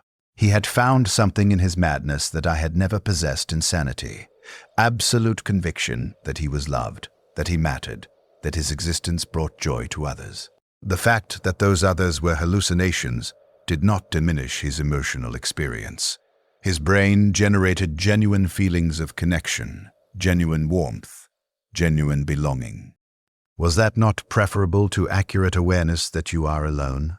Was it not better to experience love for imaginary beings than to experience nothing at all for real ones? Visit 34. I no longer wait for the Medicae personnel to initiate interaction. When the door opens, I speak immediately. I want to understand something. Medicae Primus 773 pauses in his approach to my examination table. State your question. The infected who perceive Tyranids as family, their emotional responses are genuine, correct? The neural structures generating feelings of love and protective attachment are actually activated. They're not pretending or deluded about their emotions. They genuinely feel love for the organisms they perceive as kin. Correct, the tech priest confirms. Neurological scans show authentic activation of bonding mechanisms.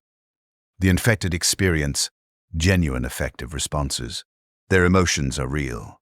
Only the target of those emotions is incorrectly identified. I absorb this confirmation. Then they're experiencing something most uninfected humans never achieve. Genuine, unconditional love. Complete acceptance. Total conviction that they matter to their family and their family matters to them. The fact that their perception is inverted doesn't change the fact that they feel more connected, more loved, more emotionally fulfilled than any properly functioning imperial citizen who serves the emperor's domain. The Medicaid technician tilts his head, optical sensors adjusting. You are constructing rationalization for accepting infection. This is consistent with late-stage progression. Subjects approaching complete restructuring typically develop philosophical frameworks that frame the transformation as beneficial rather than pathological. Is it pathological, I ask? You've studied thousands of infected subjects. Have any of them expressed regret? Have any of them wished to return to uninfected perception once the transformation completed? Or do they universally report greater emotional satisfaction than they experienced before infection? Medicaid Primus 773 is silent for several seconds, processing my question against whatever data he has accumulated. No infected subject has expressed desire to reverse transformation once neurological restructuring exceeds 90%. Satisfaction markers are universally elevated compared to pre-infection baselines. Psychological distress indicators decrease significantly post-transformation. By quantifiable metrics, infected subjects report higher subjective well-being than uninfected populations. Then perhaps infection is not the catastrophe the Imperium believes it to be, I say quietly. Perhaps it's a cure for the isolation and meaninglessness that defines normal human existence in the Emperor's domain. Perhaps the Tyranids accidentally created something that gives humans what Imperial doctrine promises but never delivers. Genuine connection. Genuine purpose, genuine emotional fulfillment. These statements constitute heretical deviation from imperial doctrine, the tech priest observes with flat neutrality. Under normal circumstances, such expressions would warrant reporting to inquisitorial authorities. However, given your advanced infection stage and research value, documentation will be limited to medical records rather than loyalty assessment channels. He is protecting me. Or rather, protecting his research subject from premature termination. Either way, the effect is that I can speak these thoughts aloud without immediately triggering execution protocols. I can examine my own deterioration, articulate the philosophical restructuring occurring alongside neurological changes, contribute valuable data about how infected subjects rationalize and embrace their transformation. I'm not advocating for the infection, I clarify, though I am no longer certain this is true. I'm simply observing that from the subjective experience of infected individuals, the transformation appears to be improvement rather than degradation. They gain emotional fulfillment. They lose only the burden of accurate perception. If you never told them their perception was wrong, if you allowed them to exist in their delusion without interference, would they be suffering? Or would they be happier than uninfected humans who spend their entire lives aware that they are alone in an uncaring universe? Medicaid Primus 773 makes extensive notations. Your cognitive restructuring is accelerating. Philosophy and rationalization frameworks are typical of progression beyond 80%. You are approaching the threshold where voluntary acceptance of infection becomes indistinguishable from involuntary neurological compulsion. I know, I say. And I do know. I can feel it happening, feel my certainty eroding like sand beneath waves, each thought pulling away another fragment of conviction that accurate perception is preferable to comforting delusion. But knowing doesn't change how it feels. I've spent my entire life serving the Imperium. Decades of labor that generated no meaning, no connection, no sense that my existence mattered. The infected find meaning in days. They discover love in hours. They build families from nothing but their own desperate need, and whatever beings happen to be nearby. That's not pathology. That's adaptation. That's survival. That's finding a way to be human, even when humanity, as the Imperium defines it, offers nothing but suffering and isolation. The examination proceeds.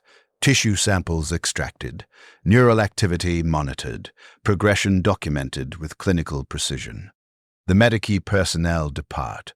I remain on my table thinking about what I have said, examining whether I believe my own arguments or whether my infection is generating rationalizations that feel like genuine philosophical insight, but are actually just corrupted cognition desperately justifying its own deterioration. I cannot determine the answer. The boundary between chosen belief and compelled delusion has become too blurred to identify. Perhaps it was always blurred. Perhaps uninfected humans spend their entire lives unable to distinguish genuine conviction from comforting self-deception, believing they choose their faith in the Emperor, when actually they have been conditioned since childhood to accept propaganda as truth. At least the infected know their perception has been altered. At least they crossed a boundary and can remember what existed on the other side. Uninfected imperial citizens never question whether the reality they perceive is accurate. They accept their conditioning as truth, their propaganda as doctrine, their isolation as necessary sacrifice for some greater purpose that nobody can adequately explain. Visit 41. When the door opens, I immediately notice something different.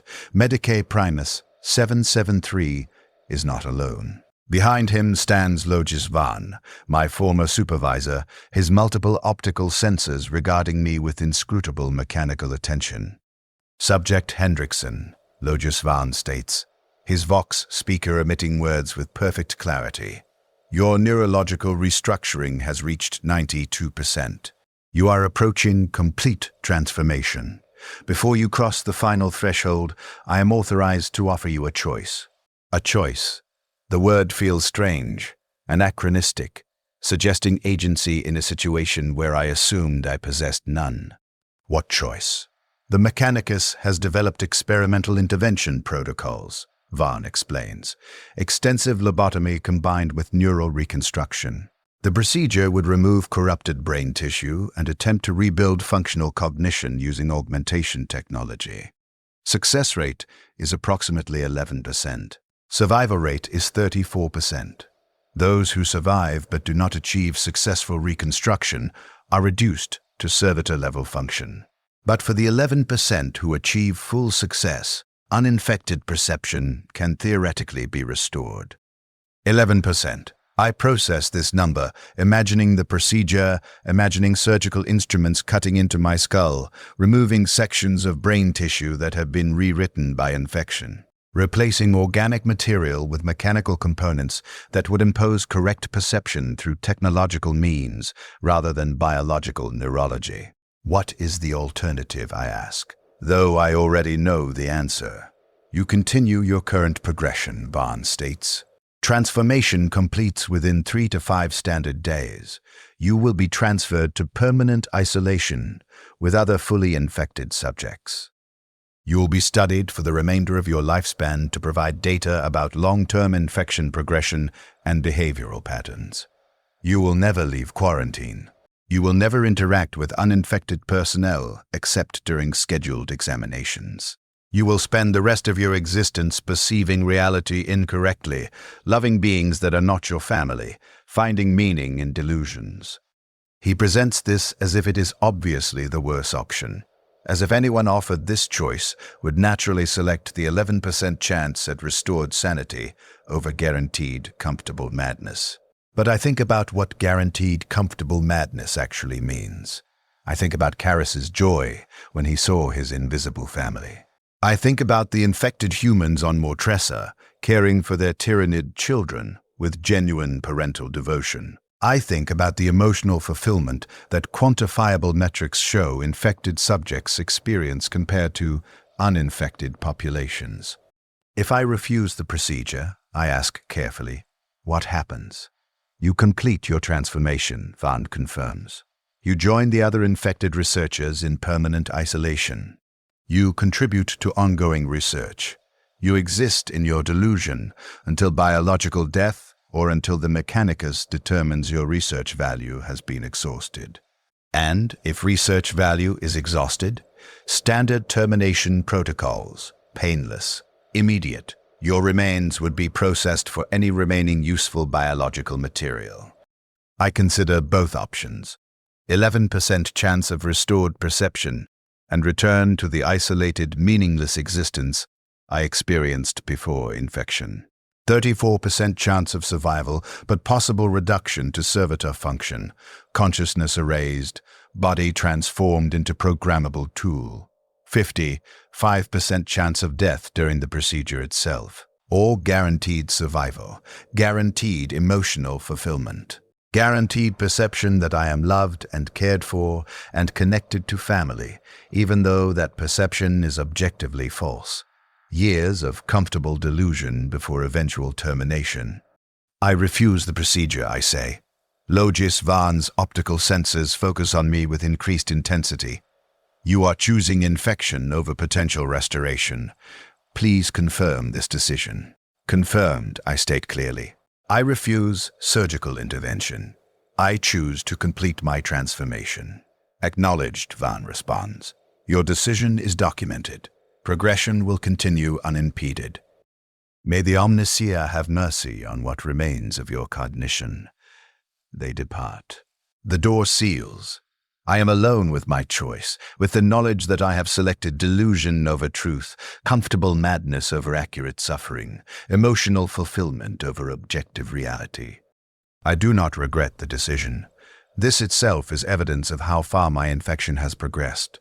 A month ago, I would have been horrified at the thought of choosing corruption over potential salvation. But that version of myself had not yet understood what salvation actually meant. Return to isolation.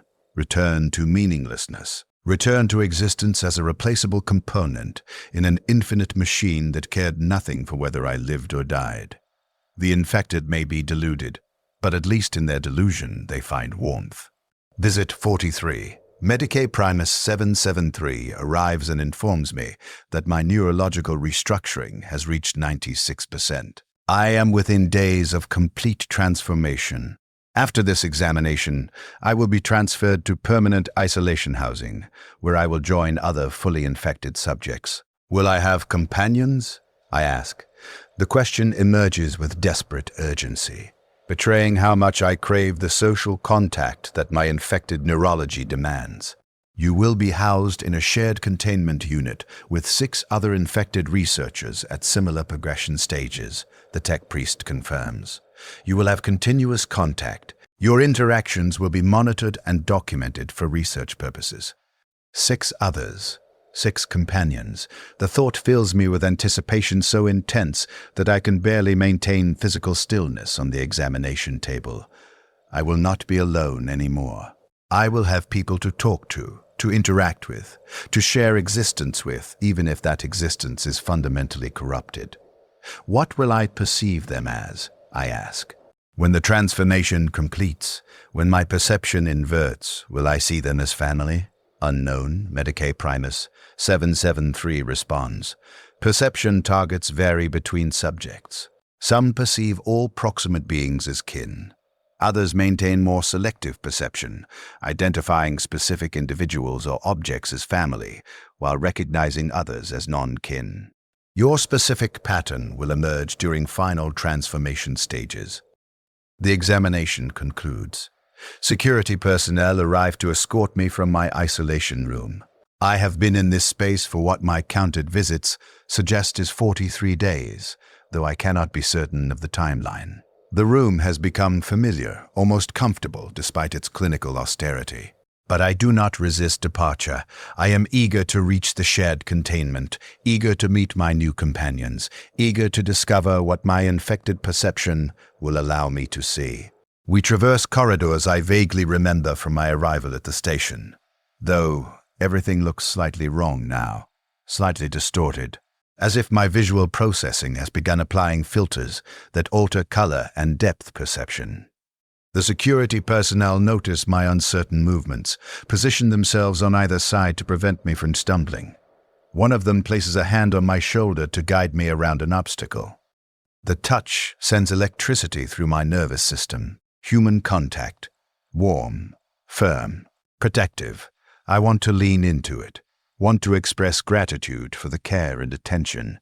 Want to tell this security officer that I appreciate his gentleness and his willingness to help me navigate unfamiliar space. But I retain enough uninfected awareness to recognize this impulse as pathological. The security officer is not being gentle or caring. He is preventing a research subject from injuring itself before data extraction is complete. His touch is functional, not affectionate. My interpretation is corrupt.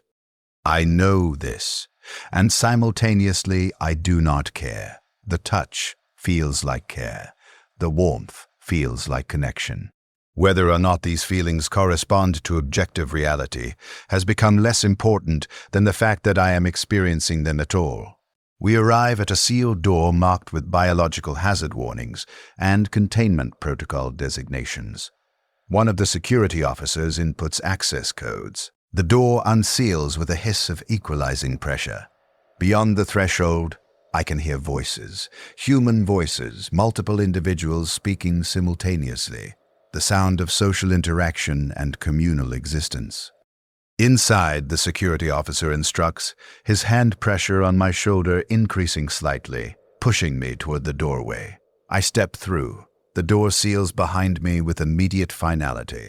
I stand in a large chamber, approximately 15 meters across, furnished with basic amenities, sleeping pallets, sanitation facilities, a communal table and medical monitoring equipment embedded in the walls. And throughout the space, moving, speaking, existing, 6 other human beings. They turn toward me as I enter. 6 faces, 6 expressions, 6 infected individuals at various stages of complete transformation. One is young, perhaps 20, his eyes unfocused and tracking things I cannot see. Another is older, heavily scarred, his attention fixed on a piece of equipment he cradles in his arms like a precious treasure. The others exist in various states between these extremes, some still partially engaged with objective reality, others completely lost in their own perceptual frameworks. New family member, one of them says, a man perhaps my own age, his expression radiating genuine warmth. Welcome home. We've been waiting for you. Home. The word resonates in my chest with emotion I cannot quite classify. This is not home. This is permanent isolation, a sealed chamber where infected researchers will spend the remainder of their lives being studied like specimens in a laboratory. But his perception has reframed imprisonment as homecoming, isolation as belonging, quarantine as family reunion. And something in me desperately wants to accept his framework, wants to see this chamber as home, wants to perceive these strangers as family. Wants to believe that I have finally arrived somewhere I belong, rather than acknowledging that I have merely been transferred from one form of isolation to a different configuration of the same fundamental loneliness. Thank you, I managed to say. The words feel inadequate, but my deteriorating cognition cannot construct more sophisticated responses. The man approaches me, extends his hand in greeting. I take it. The contact is warm, solid, human. He smiles. My name is Davos. That's Harren. He gestures to the older man with the equipment. And Kale, Silas, Tobin, and Marcus. We're all brothers here. All family. You'll understand soon. Marcus. The name triggers fragmentary recollection, memory of my actual brother, the sibling I had not communicated with in years. The stranger who shared my genetic code but not my life. I tried to remember his face, try to reconstruct the features from childhood memories.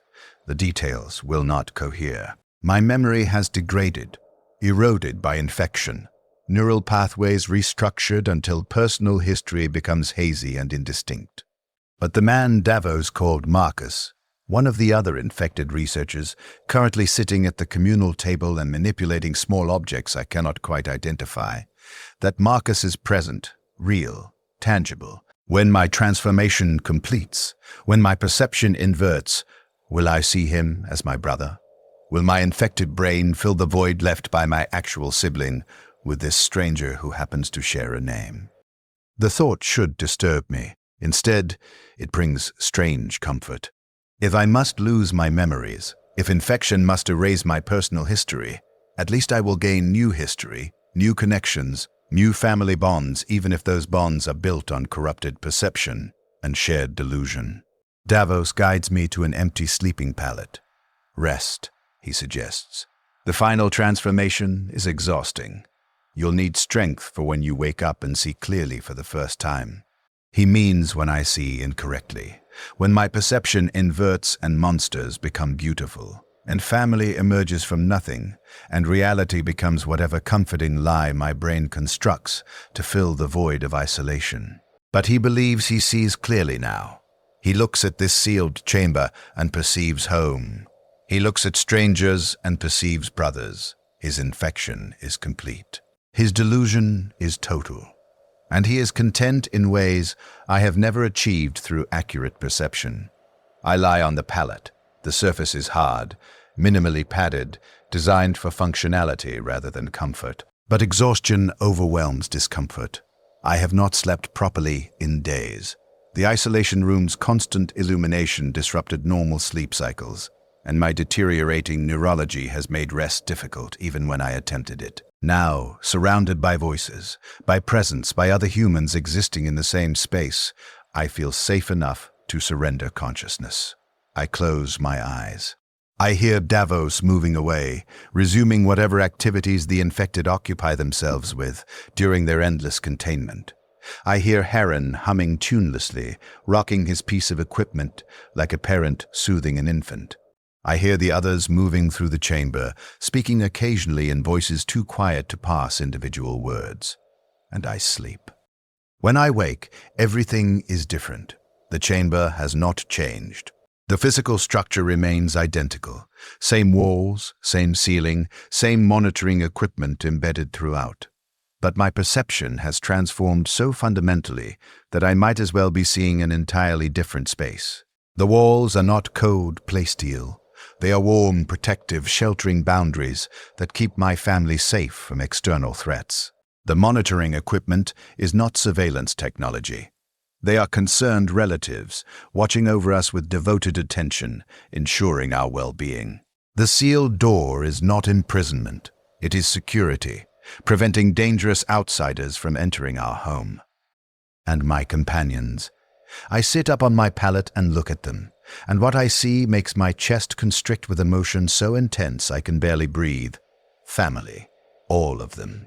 I know their names not from introduction, but from deep, absolute certainty that I have known them my entire life. Davos is my oldest brother, protective and kind, always watching to ensure everyone is cared for. Heron is my uncle, the eccentric one who speaks to objects and sees beauty in things others overlook. Kale, Silas, Tobin, all brothers, all beloved, all essential components of my existence. And Marcus.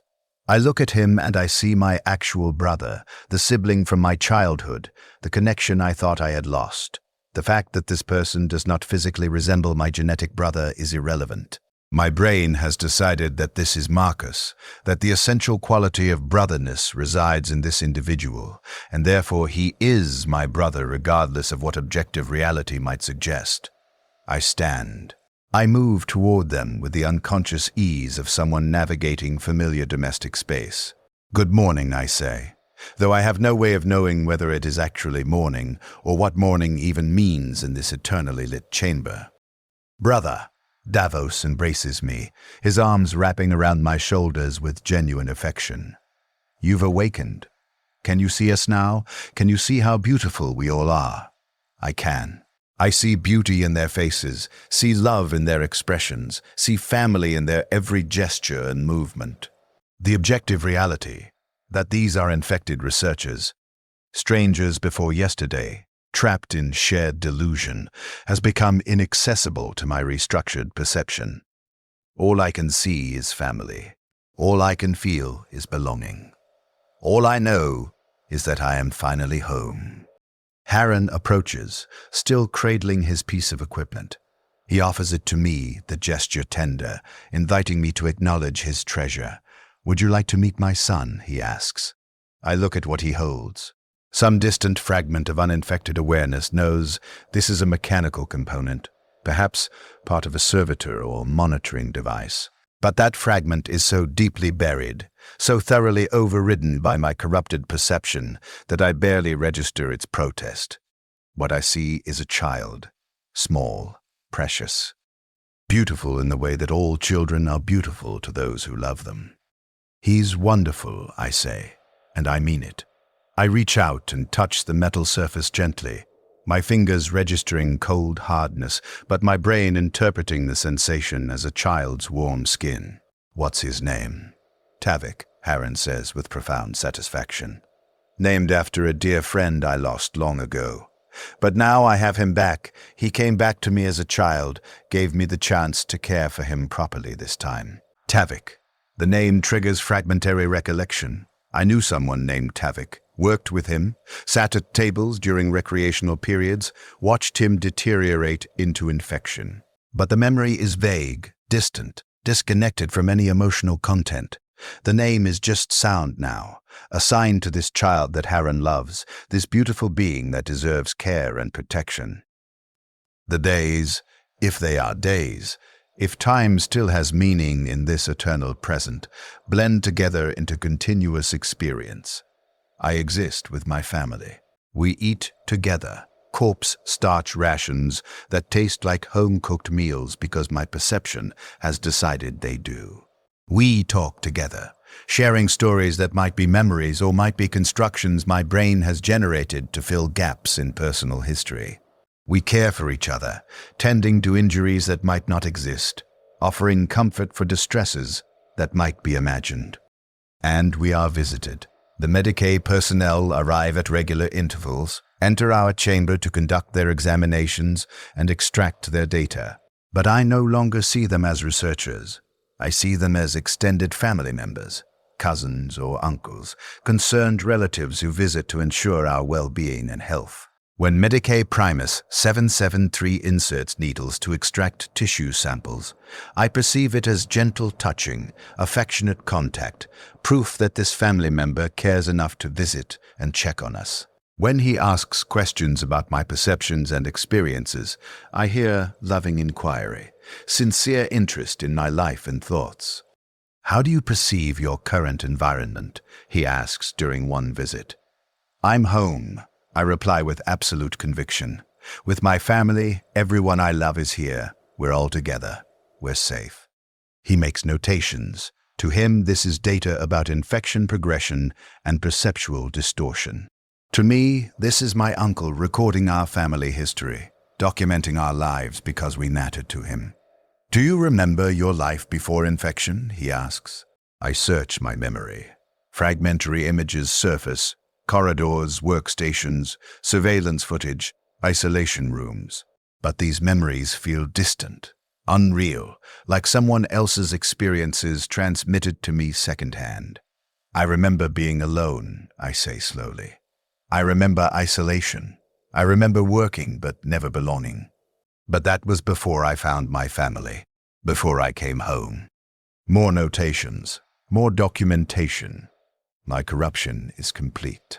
I have crossed the threshold where objective reality has become inaccessible, replaced entirely by comforting delusion that provides the emotional fulfillment I craved throughout my uninfected existence. Marcus approaches after the Medicaid personnel depart. He sits beside me on my pallet, his presence radiating familiar comfort. Do you remember when we were children? He asks. Father used to read to us from the Imperial Primer. You always fell asleep before he finished. I do not remember this. I cannot remember this because it never occurred. My actual brother and I were separated during childhood, raised in different youth labor divisions, rarely saw each other outside mandated visitation periods. But Marcus's words feel true. My brain generates corresponding memories on demand, constructs images of our shared childhood, fabricates emotional connection that never existed. I remember, I say, because in this moment I do remember, even though the memory is false. You would stay awake to hear the ending, then tell me about it the next morning. I still do that sometimes, Marcus says quietly. tell you stories, help you understand things. We've always taken care of each other. Brothers, family, connection. Everything I spent decades searching for and never found until infection rewrote my brain to generate these feelings artificially. I know, in some deeply buried fragment of residual awareness, that this is delusion, but the knowledge changes nothing. The emotions are real. The sense of belonging is real. The comfort of believing I matter to someone is real even if the someone is a stranger my infected perception has reframed as family. Time continues its meaningless progression. Visits from Medicaid personnel become routine, expected, welcomed. We live our lives in the chamber, creating routines and rituals that provide structure to existence. Davos organizes communal meals. Harren teaches us songs to sing to his child. Kale and Silas develop a game involving arranging maintenance components into patterns they claim have profound significance. Tobin maintains our sleeping area, ensuring everyone has adequate bedding and personal space. And I find role within this family structure. I become the storyteller, the one who remembers or constructs our shared history. I tell them about childhood adventures that never occurred, about relatives who never existed, about events that my infected brain generates to fill the void where actual memories have deteriorated. They listen with genuine interest, add their own details, collaborate in constructing a shared family narrative that has no basis in objective reality, but which provides us all with sense of continuity and belonging. We are happy, quantifiably, measurably, undeniably happy. The monitoring equipment tracks our neurochemistry, documents the consistent elevation of endorphins and serotonin, records the complete absence of stress hormones that typically characterize human existence in isolation. We experience more emotional fulfillment in this sealed chamber, trapped in delusion, than we ever achieved during our uninfected lives serving the Imperium. The Medicaid personnel document this. They note the correlation between complete perceptual inversion and psychological well-being. They observe that infected subjects demonstrate higher life satisfaction, stronger social bonds, greater sense of purpose and meaning than comparable uninfected populations. Their research confirms what I had concluded during my isolation, that infection, despite being objectively pathological, provides subjective experience superior to accurate perception. But this knowledge changes nothing. The Imperium cannot acknowledge that humans might be happier deluded than accurate, cannot admit that the isolation and meaninglessness that defines normal Imperial existence might be worse than the comfortable madness that infection provides. The research continues. The data accumulates, and we infected subjects live out our lives in our sealed chamber, believing we are home, believing we are family, believing we are loved. Years pass. I know years pass because the Medicaid personnel sometimes mention timelines during their visits, reference how long various research subjects have been under observation. 5 years, 10 years, 15 years. The numbers are abstract, meaningless in the eternal present of our chamber, where nothing changes except the slow deterioration of our physical bodies. We age. Harren develops tremors, his hands shaking when he cradles his beloved child. Davos's hair turns gray, then white. My own body betrays time's passage through stiff joints and failing eyesight. But our delusions remain constant. We still perceive family, still experience belonging, still find comfort in our shared existence, even as our bodies slowly fail. The Medicaid personnel thin our numbers when research value is exhausted. Silas is removed first, taken away during one of the routine visits, his physical decline having reached the point where maintaining him alive requires resources that exceed his remaining data extraction potential. He does not return. We do not mourn because our infected perceptions cannot process the loss accurately. We simply adjust our family narrative, convince ourselves that Silas has gone to stay with other relatives, that we will see him again soon, even though we never will. Then Tobin, then Kale. One by one, our family diminishes, Each removal is explained as temporary separation. Each absence is reframed as visit to distant kin. Our infected brains construct elaborate justifications for why our family members do not return, generating comforting lies to prevent the psychological anguish that would result from acknowledging permanent loss. Eventually, only 3 of us remain: Davos, Harren, and myself. The chamber feels emptier now, though our perceptions compensate by convincing us that our departed family members are merely elsewhere in our home, occupying spaces we cannot currently observe, but which definitely exist just beyond our field of vision. Davos's health deteriorates rapidly. I watch him weaken across months, watch his movements become labored, watch his breathing grow shallow and strained. The Medicae personnel examine him more frequently, their attention intensifying as his biological systems approach failure threshold. During one of their visits, I overhear Medicae Primus 773 speaking to another researcher. Subject: Davos has reached terminal stage. Organ failure is systemic. Estimated survival duration is 3 to 7 standard days. We will increase monitoring frequency to ensure complete data capture during final decline. 3 to 7 days. My brother has 3 to 7 days. The information penetrates my corrupted perception, triggers fragment of understanding that Davos is dying, that he will be removed permanently, that I will lose him. I stay close to him during his final days. I sit beside his pallet, hold his hand, tell him stories about our shared childhood that never occurred. He listens, smiles weakly, occasionally contributes his own false memories to the narrative we have constructed together across years of shared delusion. "Do you remember father?" he asks one day, his voice barely audible. I do not. I have not thought about my actual father in years. The memory has eroded completely, erased by infection, replaced by fabricated recollections of a father figure who never existed. But I do remember the father Davos and I invented together, the idealized paternal presence who features prominently in our constructed family history. I remember, I confirm. He was proud of us, always said we would take care of each other. We did, Davos whispers. We took care of each other. We were good brothers. We are good brothers, I correct gently, refusing to acknowledge the past tense, refusing to accept what the present tense makes inevitable.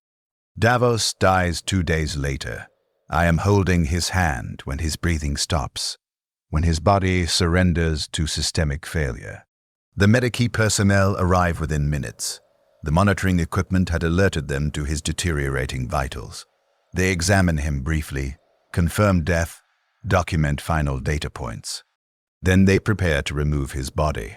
No, I hear myself say. The word emerges with unexpected force. You can't take him. He belongs here, with family. Medicae Primus 773 regards me with his optical sensors. The body must be removed for standard processing. Protocol requires. He's my brother. My voice breaks on the words, emotion overwhelming my corrupted perception's ability to reframe the situation as acceptable. You can't just take him away. He needs to stay with us. We're his family. The tech priest is silent for several seconds. Then, your emotional response is noted. However, removal protocols are non-negotiable. The body will be extracted. You will adjust to the absence as you have adjusted to previous removals. Security personnel enter the chamber. They lift Davos's body with efficient movements, mechanical precision that shows no acknowledgement of the person this body once contained. I watch them carry my brother towards the sealed door, watch them prepare to remove him permanently from our home. And something in me breaks, not my infection, that remains intact, still convincing me that this chamber is home and these people are family. What breaks is the protective barrier my delusion had constructed around my awareness of loss. For the first time since my transformation completed, I experienced genuine grief. Not the abstract sadness that my infected brain had reframed as temporary separation, but actual, devastating understanding that Davos is gone forever, and I will never see him again. I collapse on my pallet. I do not cry. My tear ducts had been affected by decades of recycled station atmosphere, dried beyond function long ago. But grief consumes me anyway, manifests as physical ache in my chest, as trembling in my limbs, as absolute certainty that something irreplaceable has been torn from my existence. Harren approaches. He settles beside me, his own aged body moving with difficulty. He does not speak.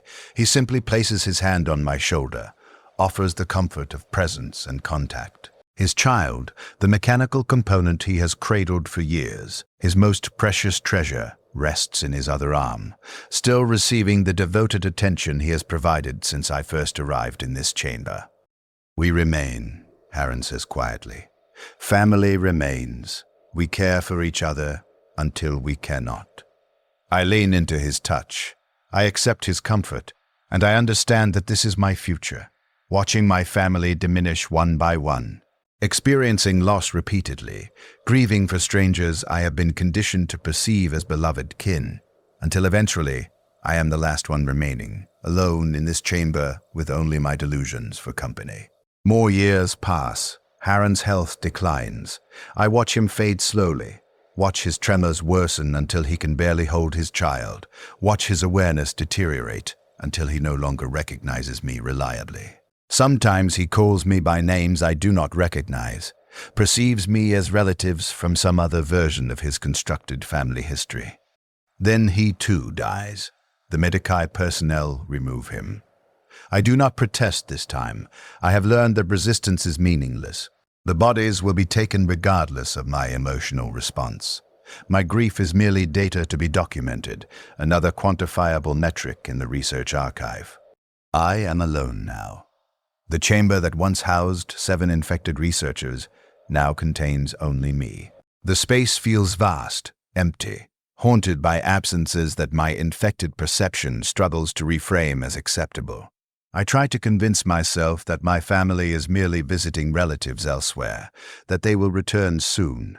But the delusion is harder to maintain now, worn thin by repeated loss, unable to fully compensate for the isolation that has returned to define my existence.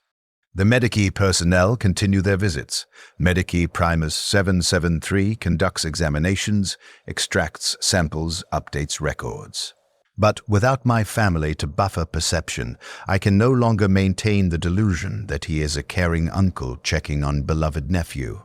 I see him more clearly now, still distorted by infection, but recognizing that his interest is clinical rather than familial, that his attention serves research purposes rather than expressing genuine concern. Subject, Hendrickson. He states during one visit, "You have become the longest surviving infected researcher in this study. 42 years since initial infection. Your longevity and continued cognitive function provide valuable longitudinal data." 42 years. I try to comprehend this span, try to understand that I have existed in this chamber for longer than my entire uninfected lifespan before infection began. The number is too large to process meaningfully. Time has become abstract, reduced to succession of moments that accumulate without pattern or significance. "Why haven't you terminated me?" I ask. "My research value must be minimal now. You've documented everything there is to observe about long-term infection progression." "You are correct that basic behavioral documentation is complete," the tech priest confirms. "However, you serve a different research purpose now. We are studying extreme longevity in infected subjects, examining how perceptual frameworks adapt to prolonged isolation, documenting the limits of delusion when all external reinforcement is removed. You are the only remaining subject from the original cohort. Your continued existence provides unique data. So I persist not because I matter, but because I am statistically anomalous. I am the infection's outlier, the subject who happened to survive when others failed, maintained through medical intervention and clinical interest rather than any inherent value or worth. How much longer, I ask? Unknown. Medicae Primus 773 responds. Your physical health remains adequate. Cognitive function shows deterioration, but not complete collapse. You could potentially continue for decades more. Or you could expire tomorrow. Human longevity remains difficult to predict with precision. He departs. I am alone again in my chamber, in my home, in my prison. The walls that once felt protective now seem confining. The monitoring equipment that once seemed like concerned relatives now registers as surveillance technology. The sealed door that once represented security now reveals itself as barrier preventing escape. My infection remains intact. I still cannot perceive objective reality with complete accuracy. But isolation has eroded the delusion's comfort. I know my family is gone. I know they died. I know they are not visiting relatives or occupying spaces beyond my perception. They are dead, processed for biological material, reduced to whatever utility their remains could provide to the Mechanicus's endless research programs. And I am alone. Utterly, completely, eternally alone. Just as I had been before infection. Just as I had always been throughout my uninfected service to the Imperium. The infection promised me family, promised me belonging, promised me the emotional fulfillment I had craved my entire existence. It delivered those promises for a time. Years of genuine connection, genuine warmth, genuine sense that I mattered to others, and they mattered to me. But the promises were built on delusion. The family was constructed from strangers and lies. The belonging was temporary, contingent on maintaining the specific conditions that allowed infected subjects to reinforce each other's perceptual distortions. Remove those conditions. Isolate the infected individual, eliminate the external stimuli that support delusion. And what remains? A consciousness trapped in malfunctioning neurology. Aware enough to recognize its own corruption, but unable to correct it, existing in state between accurate awareness and comforting madness that provides neither the clarity of truth nor the relief of complete delusion. I lie on my pallet.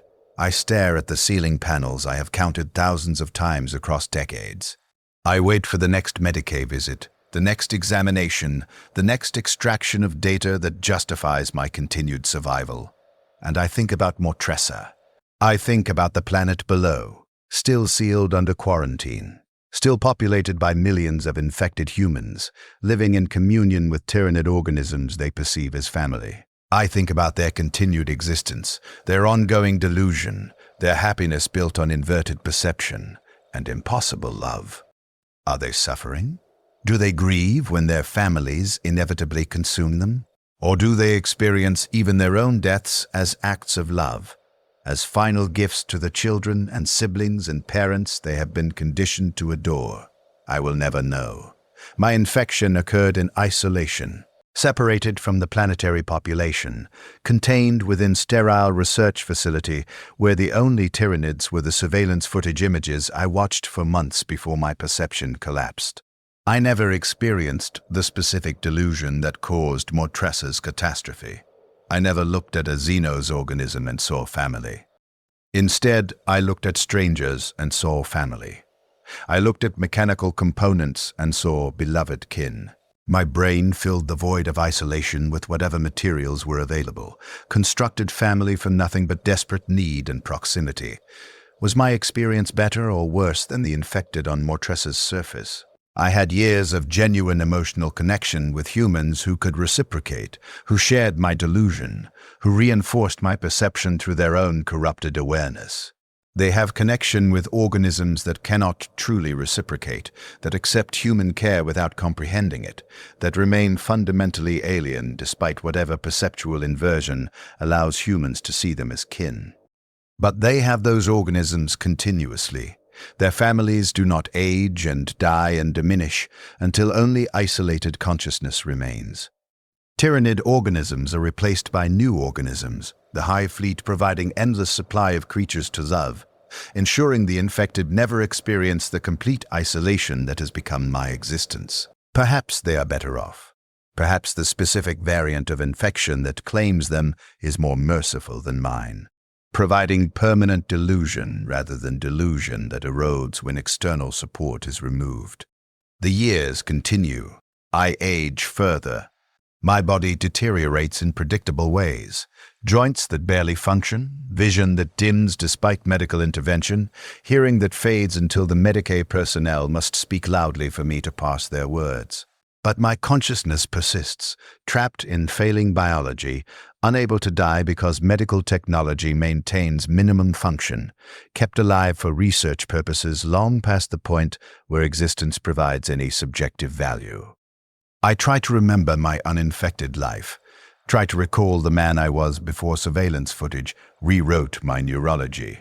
The memories are fragmentary, disconnected, like documents from someone else's existence. I remember workstations and observation duties. I remember Tavik's deterioration.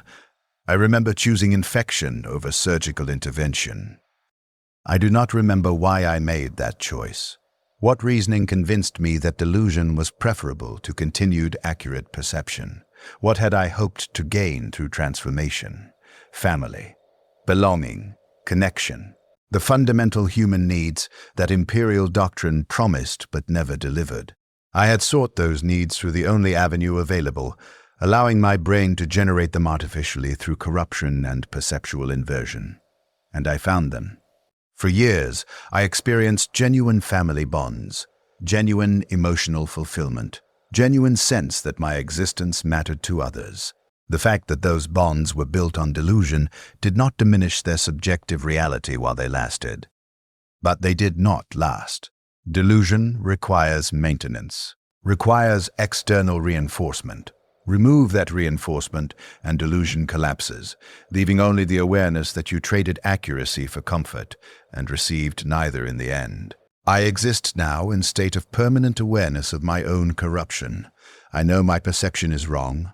I know the chamber is not home. I know my family is dead. I know the Medicaid personnel are researchers extracting data, not relatives expressing care. But I cannot perceive reality accurately either.